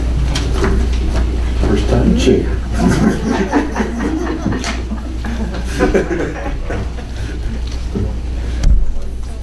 Yeah. Okay, 5.20, I'm sorry, I was reading wrong. Good afternoon, school board members and Superintendent Moxley. I will present to you today the revisions for policy 5.20, student assignment. As we all know, this policy establishes residential attendance zones for each school. The revisions in this policy include updated language and alignments to practice and processes for establishing residency. You have been given the policy as well as the standard operating procedures, just so you can have that information. But also, not only the PowerPoint, if we can look at that. I just want to show the committee members This was some really exciting work, and we had a lot of committee members working, and I want to thank them for their diligence. We had principals and district staff collaborating to make sure that we captured all of those pieces. So what I'm going to do is just review with you the new language that went into the policy. We did a lot of language update, adding different statutes to align with class size and things of that nature. But when we talk about new language, establishing residency, it was implied in our policy that when a student came into our schools, initial registration, you would establish residency using a standardized process. But it did not state doing transfers or when a parent comes in to update their addresses that we want them to go through the same procedure as well. So that has been added. The documentation for establishing residency has changed as well. You guys seen this language in our pupil progression plan. That was one of our concerns back in February, ensuring that all of our documents aligned. When you look at the piece for establishing residency, the 1 needs to change to 2. We missed that. But a parent has to come in with a Florida driver's license or a voter's registration card, and then 2 of the documents, A through F, that we established in our pupil progression plan. So now these 2 documents, they mirror each other in this process. The next thing we added as far as new language, we wanted to make sure that we were very specific in ensuring that our community understood that it's important that they provided us the most current and truthful information when they're registering their students. And we added in there the Florida Statute 837.06, falsification of information. And at any time that a principal sees that this information is not correct, that we will review that and the student will be sent back to his or her zone school. And the other piece of new language that has been added in this policy, district employees when it comes to zone waivers. And the new language specifically states that we do extend this offer to our employees where they can request to have their students in a different zone if room allows. But also it states that this policy excludes temporary assigned employees such as substitutes. May request a zone waiver transfer for their children to a school building in which the employee are assigned or feeder pattern within that region if space is available. This is new language for our district. So those are the things that we've added in the policy. We really went through a vetting process with principals and we listened to stakeholders' concerns and updating 5.20. Any Comments or questions? Thank you. Great job. Thank you. Can I make a couple comments? No. Okay. Yes, sir, Mr. Johnson. No. Dr. Doyle sent me this in plenty of time for me to get back with her, but I ran out of time. So unfortunately, the first time I read this was last night, and I had not had a chance to talk to her this morning about it. I don't see any significant changes, but there are a couple little things we're going to do differently, and I just wanted to point them out very quickly. One is the numbering and format is going to be a little different, so that because our policies have a particular format on how paragraphs are numbered and things like that. The paragraph that was added about making the false statement and being a crime, I suggested that rather than just put that in as a paragraph, that we have that the documentation establishing residency should include a certification that they understand this to be the case. That way there's no argument later on that, oh, I didn't know that there was any consequence for me lying about it when the principal turns them into the police department for a felony.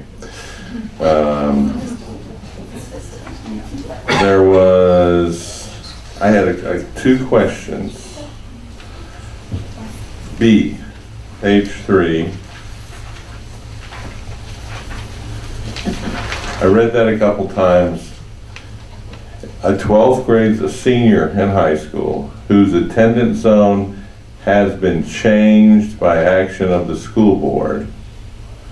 Okay, I'm with it so far. So that schools serving the attendance zone in which the student maintains his or her domicile would place the student in a different attendance zone.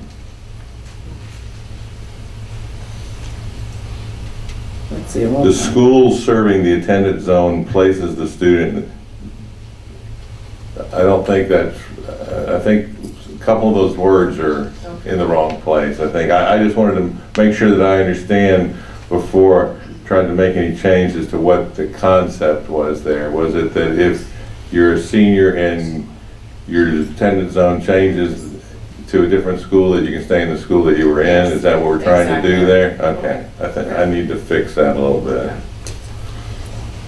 And at the bottom, Dr. Doyle, that same page, the class size for student school may not exceed capacity as designated, etc., with out-of-zone county students.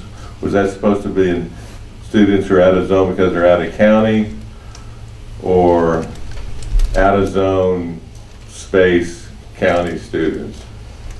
These are students that are out of zone and should be in out of county. And out of county, okay. So it's out of zone, out of county students.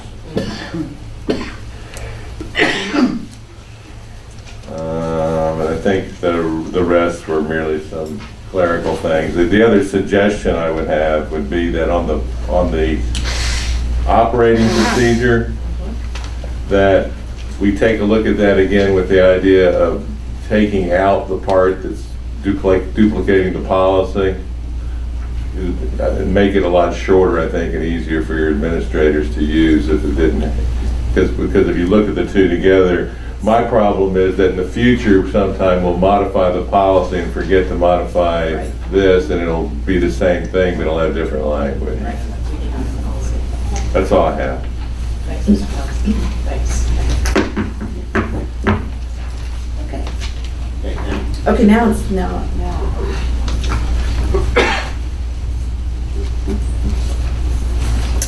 Okay, this particular policy is 3.10.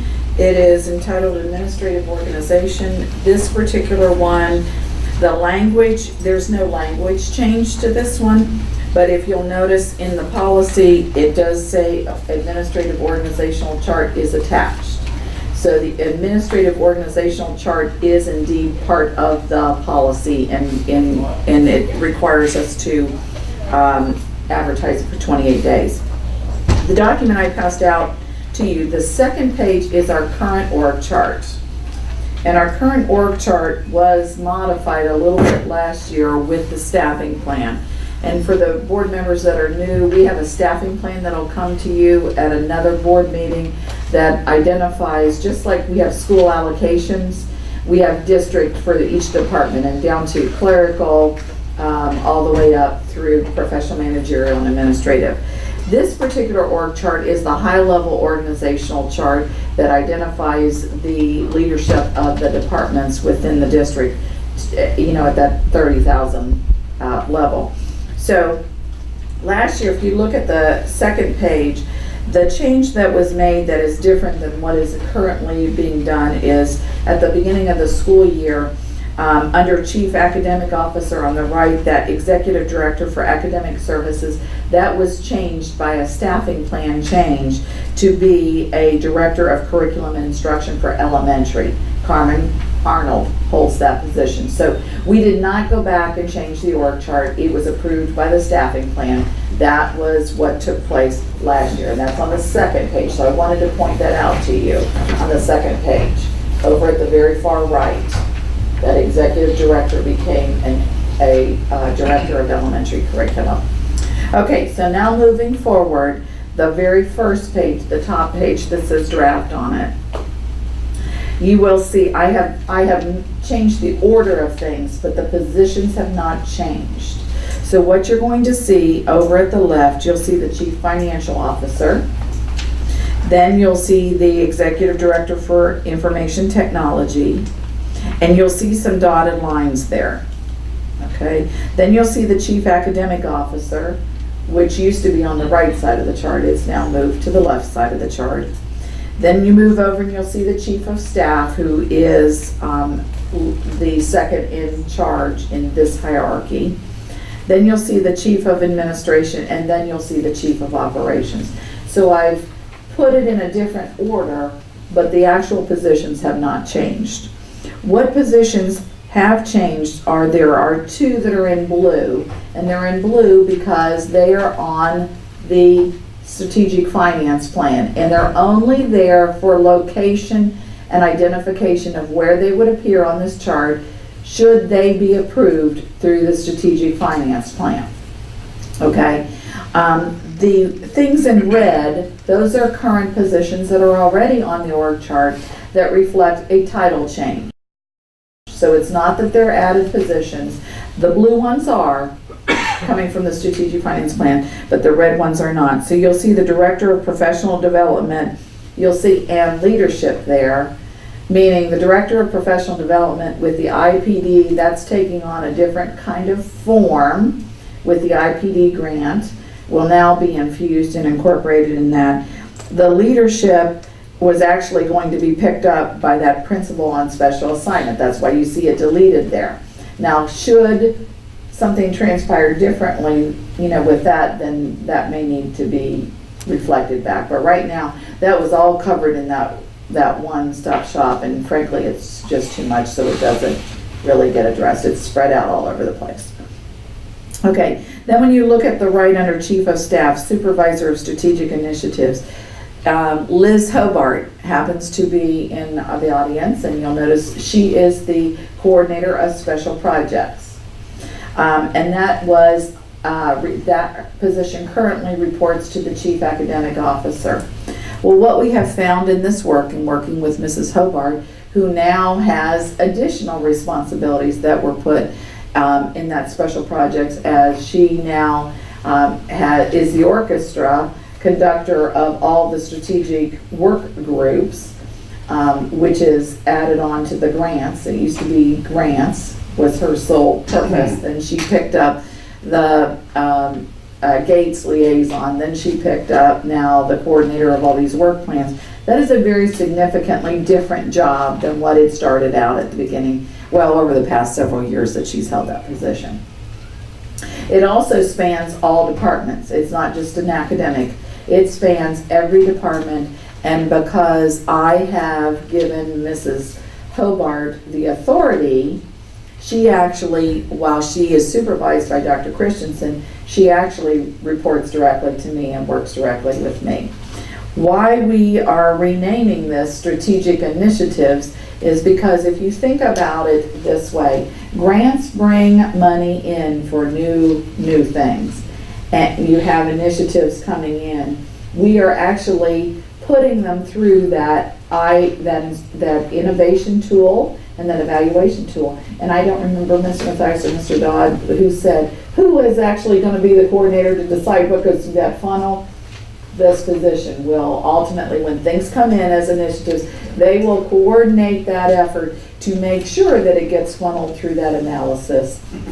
And so if you think about the business incubator model, ideas come in, they go into a business incubator, they're formed, they're decided, they're analyzed, they're developed, and then they go out as either a pilot, or they go out and they're monitored as a pilot before they're fully released, or they're developed and they're ready for release and they don't go through a pilot and they just go out and release.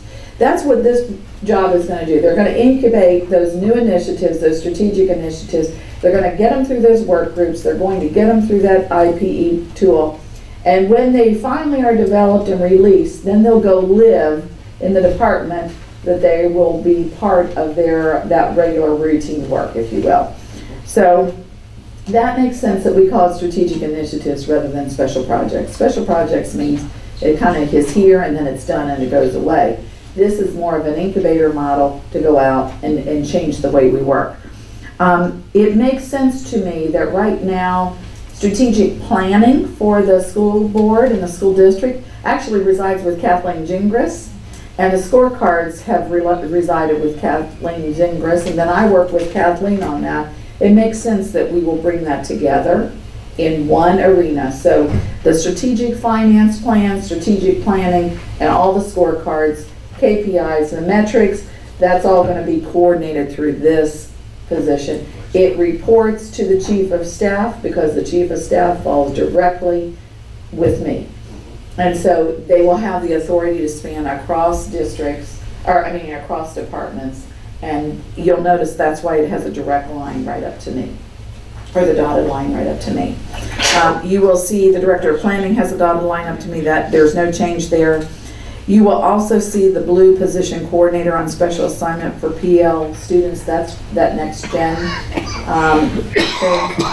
It is falling in the chief academic arena because of the partnership, but you're going to see the dotted line to the chief executive director for information technology because of the fact that they will, they have to work, the ILSs have to all work across IT, and they have to work across that academic area as well. So again, blue means new, coming out of the strategic finance plan. Red means positions that are being retitled are maybe in a different reporting mechanism. The cost of the red is about approximately $1,564. To make that change, the blue is reflected in the strategic finance plan. This does need to come before the board, advertised for a tentative approval, advertised, and then come back for final approval before I can appoint people for next year. So this is scheduled for tentative approval. On next Monday night's meeting, hopefully we'll know how we handle the blue. We can talk about that, but the red are the ones I definitely need to be moving forward.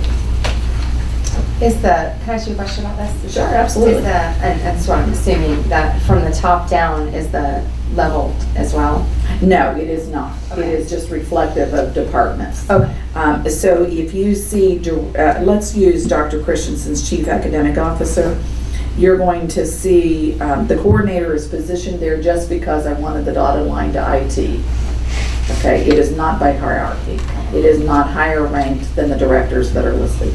Okay. Below. You said the cost for the red changes is $1,564. Is that an increase in salaries? That's the difference between coordinator and supervisor. Mhm. What would you do if, like, I'm way okay with the red. I'm pretty much okay with one blue. Okay, all right. But how would you want to handle if we haven't? If we haven't resolved one, or if over the next week we go back and work with that and get it to where, based on the input that we got here, that may change. What I would do is, I need to keep this moving forward. What I would do is bring forth what we all are very comfortable with and say, I'll bring it back for a revision if we need to add something, and we would add it You'd through. be fine with that? We would add it through the staffing plan, like we did the change we did at the. Okay. All right. Thank you. Next. New hazing policy. Dr. Doyle again. Thank you. Good afternoon again, school board members and Superintendent Moxley. What we're presenting today is hazing and zero tolerance policy. Hazing normally is embedded in our zero tolerance policy, but state statute has required that we remove it from zero policy and state a policy of its own for hazing. Safe Schools and our district athletic director work together to put this policy together. Good afternoon. I'm not sure if you all want me to go over the entire 12 pages, and I can tell by Mr. Mathias's head and eyes the answer is no. So I will just summarize the policy. As Dr. Dole stated, by the new statute language, we had to remove hazing from zero tolerance and give it its own policy. The statute also had requirements for the policy. So that's what we attempted to do because it mirrored the bullying and harassment laws, so we try to keep it consistent. So when schools are doing their investigations, it's similar language, similar investigating procedures, and also similar reporting procedures. So I'm not sure if I want to go into the entire policy or just wait for Mr. Johnson to give me some feedback Is that okay if we hear Mr. Johnson? on what we've developed. Yes, that's, I mean, this, it has all the information and it needs to have. I'd reorganize it a little bit and make it look a little bit more like our policies, and probably, I think there was a way in a couple of sections that we can shorten it a little bit. Actually, the only paragraph I think I saw in the whole thing that I disagreed with and that I'm going to suggest we take out is the part that says that a good faith act of reporting will give you immunity, employee immunity for any damages. And that's. Will you tell me what that's page? Oh, I'm sorry, page 3G. I think that section causes me a little problem. I think we've had that, but all the rest has very complete and has all the information that it needs to have, and just a little bit of rewording, I think it'll be fine. Any comments? Thank you very much. And Are you gonna do the this zero tolerance. You're back, zero tolerance. The reason zero tolerance was put on board docs, and again, it's because hazing was in zero tolerance, and we had to remove it to give it its own policy number. And also, there's another strike through in there, it's because that statement was redundant. So we found that twice in the policy, so we removed that statement about employees, that piece about assault battery. So it was already in the policy, but it was just redundant language. Okay. Super. Thank you. Actually, you stated as well, if you're up next. Allocations and instructional materials. And Dr. Christensen's going to come forth. This one falls within his division, so. And be gone.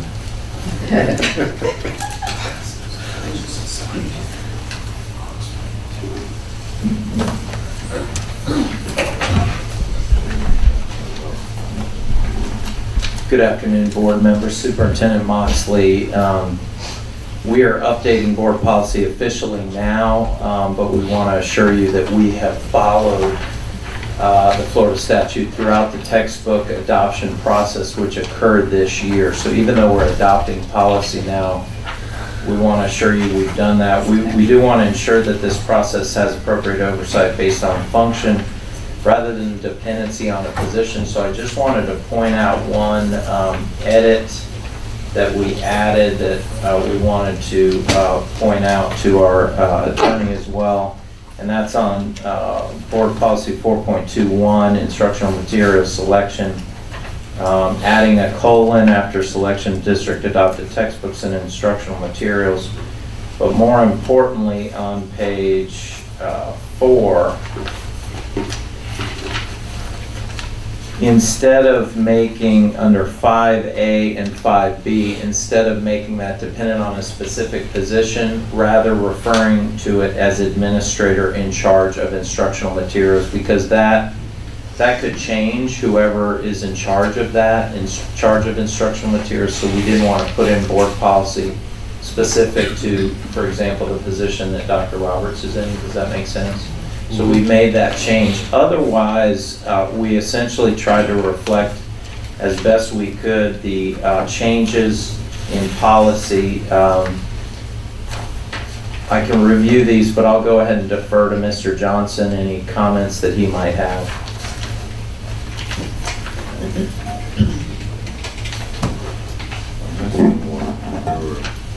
While we're waiting, board members, anything? This is Luke. Any comments? Go ahead. Again, I think, except for one thing that I passed out, these policies have everything in it, just may need a little reorganization of what's in the policy. The thing I passed out, this is the new statute that we had been talking about that's changed how we do things. And in a couple places, it kind of conflicts with the selection of textbook statute. They talk about the same thing, but they talk about a little different. One place is talking about you're objecting to your students' use of a textbook, and the other one is objecting to the entire district's use of a textbook, and there's little different procedures that they have that you have to follow. And part of the extra little material that needs to be in the objection part is what I marked on this statute. This is the statute that they were referring to. The two policies, 4.20 and 4.23, I really don't have much of any comment about either of those. 4.23, the management of the textbooks, the only thing, and we've had one of these in, so it's not like Dr. Christensen's adding this one on, it's just one of those policies that I think was drafted by our original company that we had doing the policy years ago, and it basically, they're just quoting the statute. I mean, there's a statute that says, here's what the principal's supposed to do. So I was gonna talk to Dr. Christensen and the superintendent about, we might not even want to have that policy. I mean, the statute already says it, why are we just rewriting? We would have a really thick policy book, and we rewrote all the statutes in it. So the only two that I was really looking at were 4.21 and 4.30. And again, it's merely a matter of making sure that when you go through it for the 2 or 3 different possible avenues of people complaining, that you have a due process procedure set up, and that it has the right timeline, and it has all the little details. Because as indicated on the part that I marked on the statute says you must say, you know, what the affidavit of the reviewer has to say, and all kinds of things like that. So we want to just make sure we've got all those little details, but when it comes to you for the first reading, we'll have all that in it. Thank you very much. Okay. Yes. Okay, board member comments, Ms. Luke?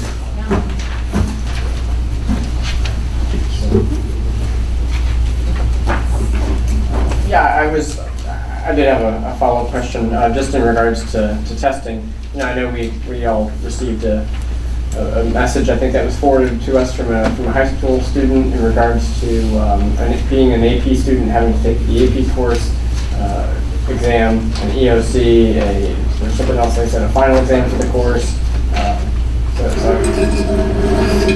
I've got that question.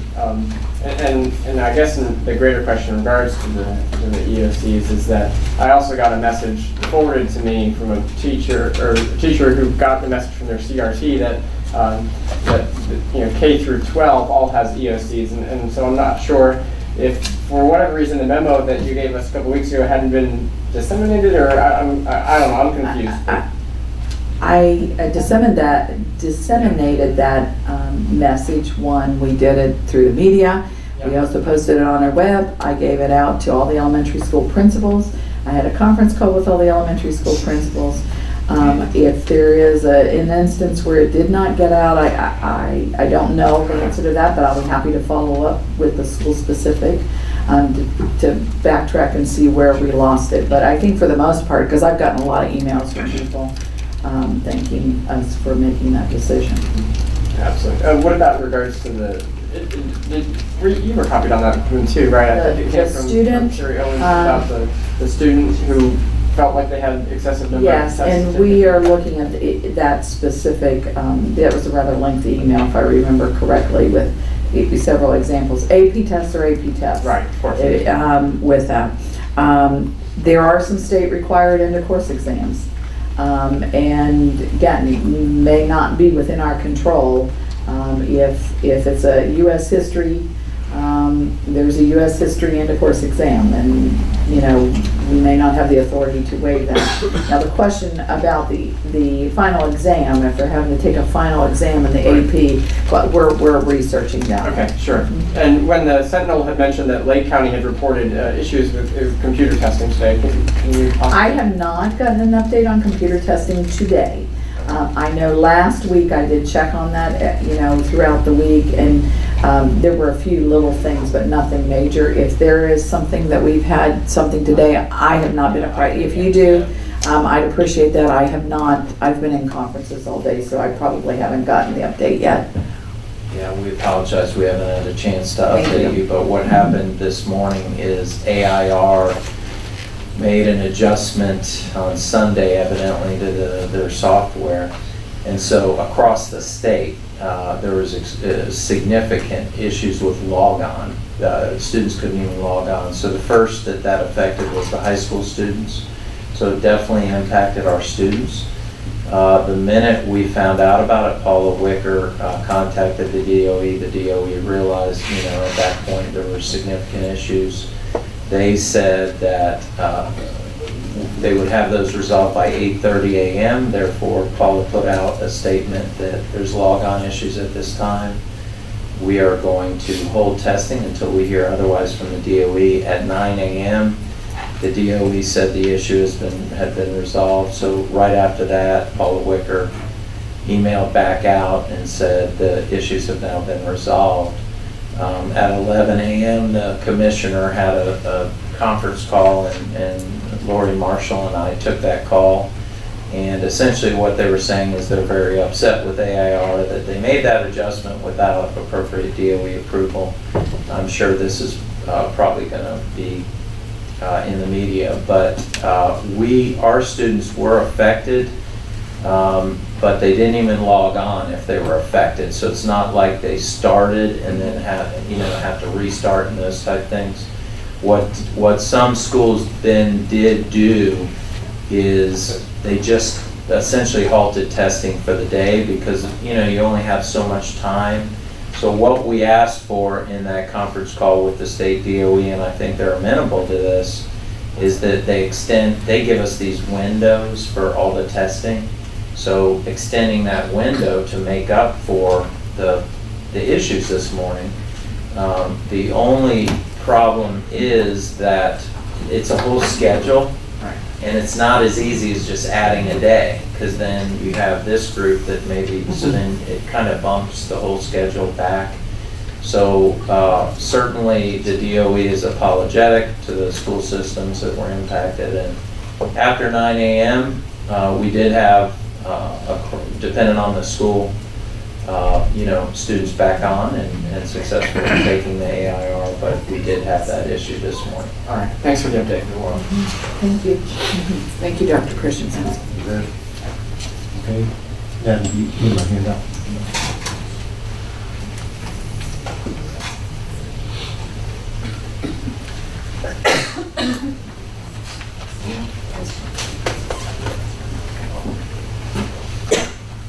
What you're receiving is additional information looking at our upcoming vote on Monday for our attendance boundaries.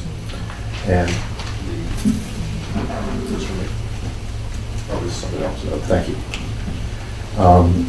What I'd like you to do is, if you can review these findings, if there are any questions that might come up, I put it on a spreadsheet so it's much easier for me to process, looking at the options side by side. It is very clear that we're going to have to add 10 portables regardless of any option that we select. And the rest of it you can read for yourself. If you can get any questions to Mr. Fix, those are some maps that had to do with transportation and some distances enclosed. I would ask that maybe we have a workshop prior to Monday's meeting, just if there's any information that staff has that y'all requested. I don't know how y'all feel about meeting maybe 30 minutes ahead of time. Can I ask a question? Sure.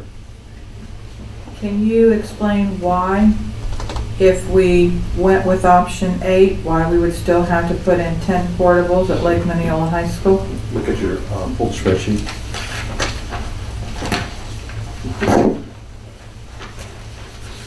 I'll walk you through it. Thanks for asking. Okay, so what you have is option 12, and you have capacity to the far left. The top is capacity. And then you have what the projected enrollment is going to be.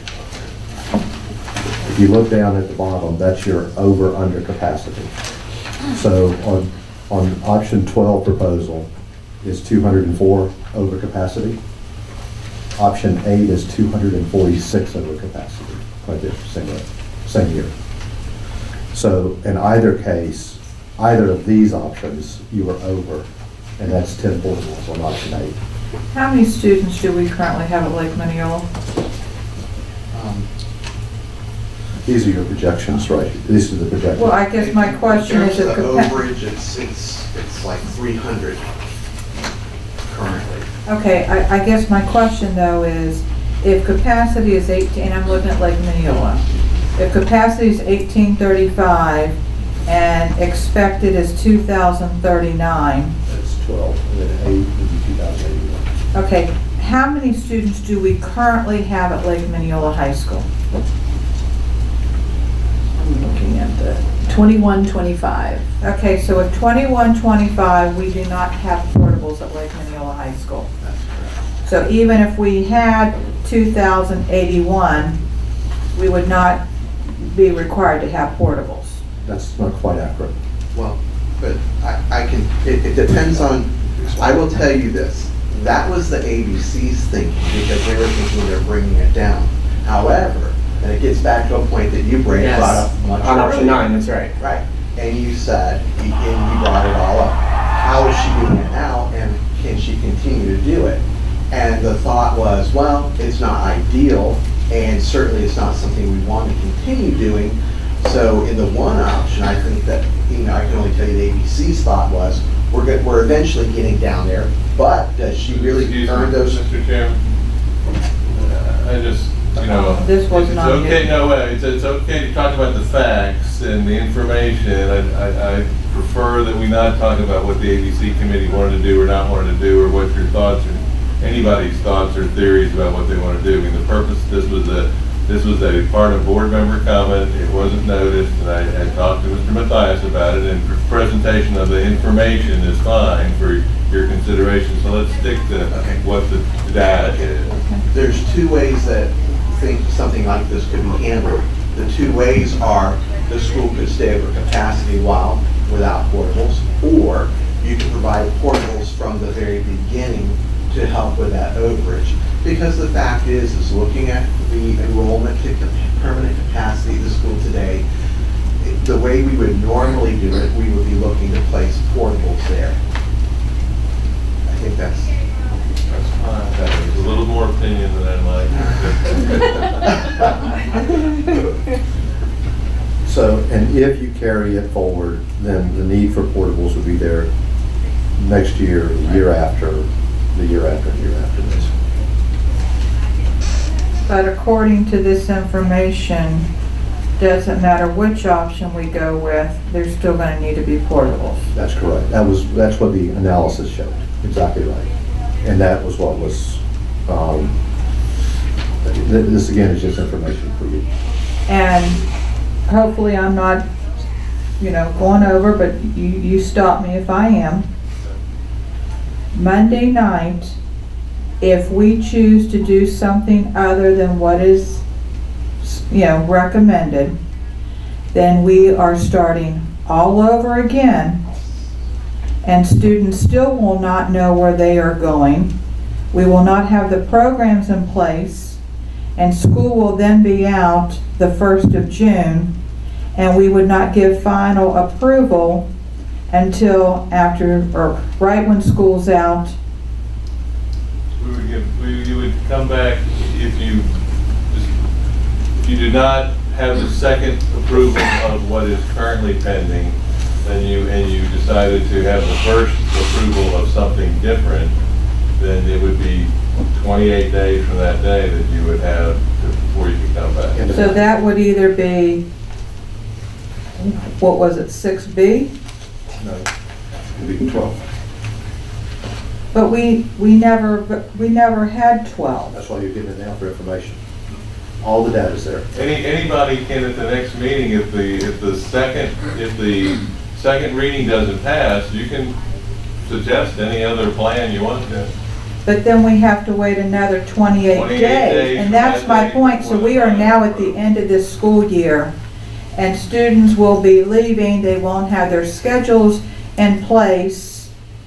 And then we're scurrying to figure out, are we going to have the same number of programs at South Lake High School that we have at Lake Mineola? Can we find the teachers in a short window of time? Unfortunately, time is not on our side. So if we don't go with the current option, then we are now at the end of May when school gets out. Just for information purposes, by statute, we can't issue contracts to teachers until June the 30th. And that's what led this last opportunity to look at it. What is important right now is, if that is a concern, and legitimately it should be a concern, then that would be something that we would be talking about at the workshop. This is information only at this point. The other one that was important to notice was when we met in workshop and we talked about driving times, that I did attach the distances and the difference in the distance, which is fairly insignificant from the standpoint of, and it's pretty, I understand that it's simplistic that I went to 2 geo points, the furthest points of this option 12. But all of the support data Mr. Fix has for 12, and I don't disagree with you, Roseanne, that this is, if we don't go 12, then it's an 8 conversation, quite honestly.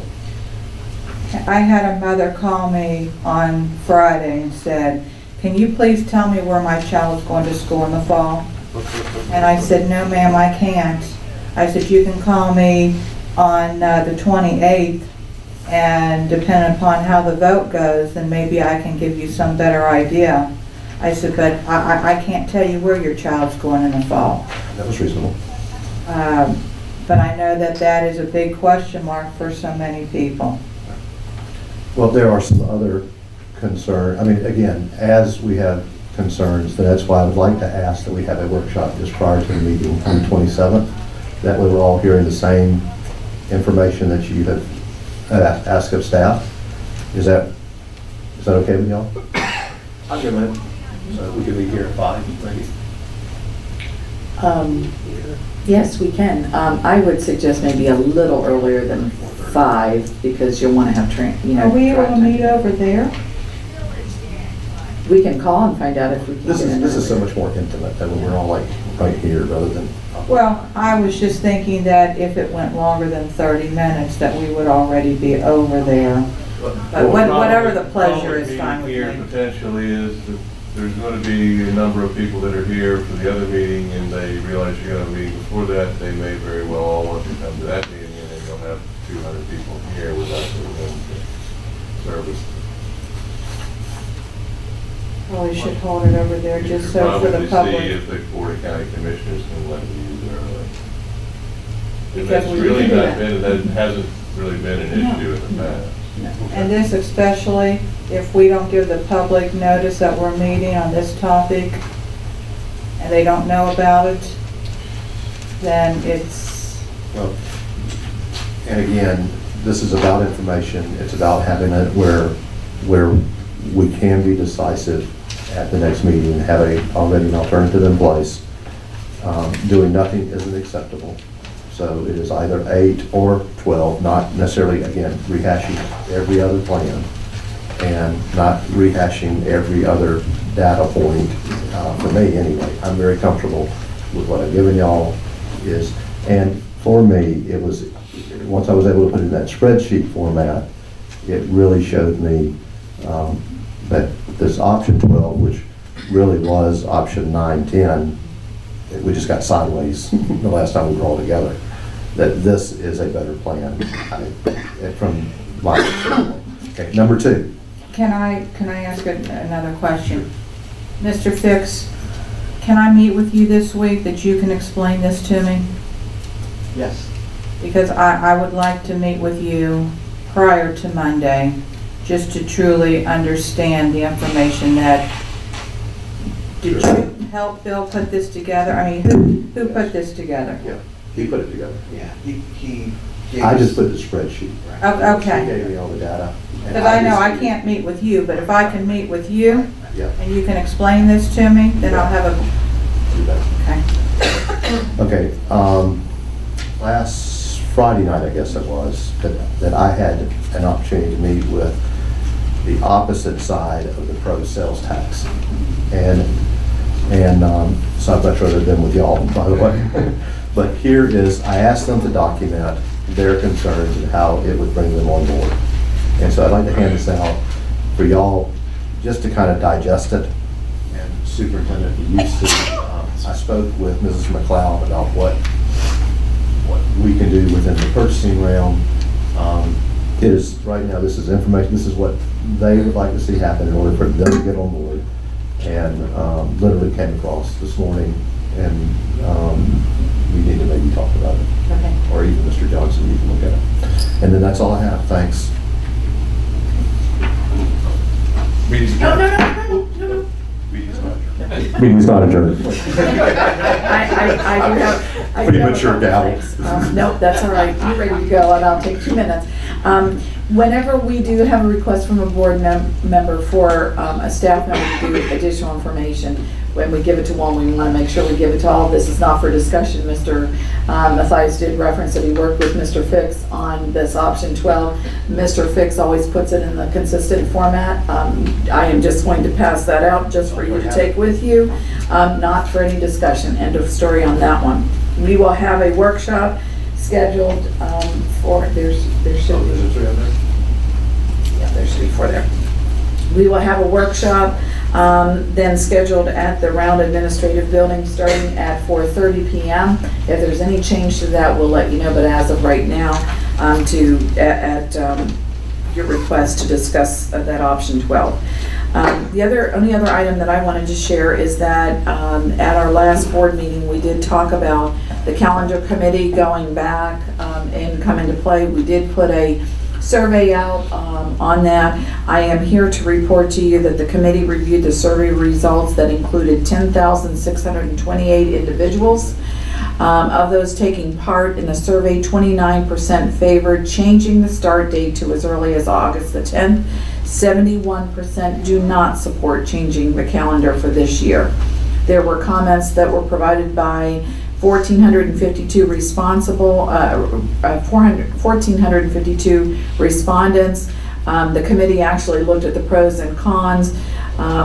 The cons for changing the start date way outnumbered the positives for changing the start date.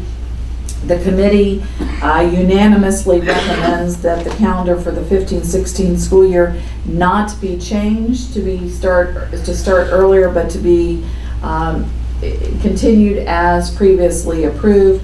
The committee agrees that there's a positive student impact by ending the first semester prior to the winter break, and the earlier start option should be considered for the 16-17 school year, but it's entirely too late to change it at this point in time.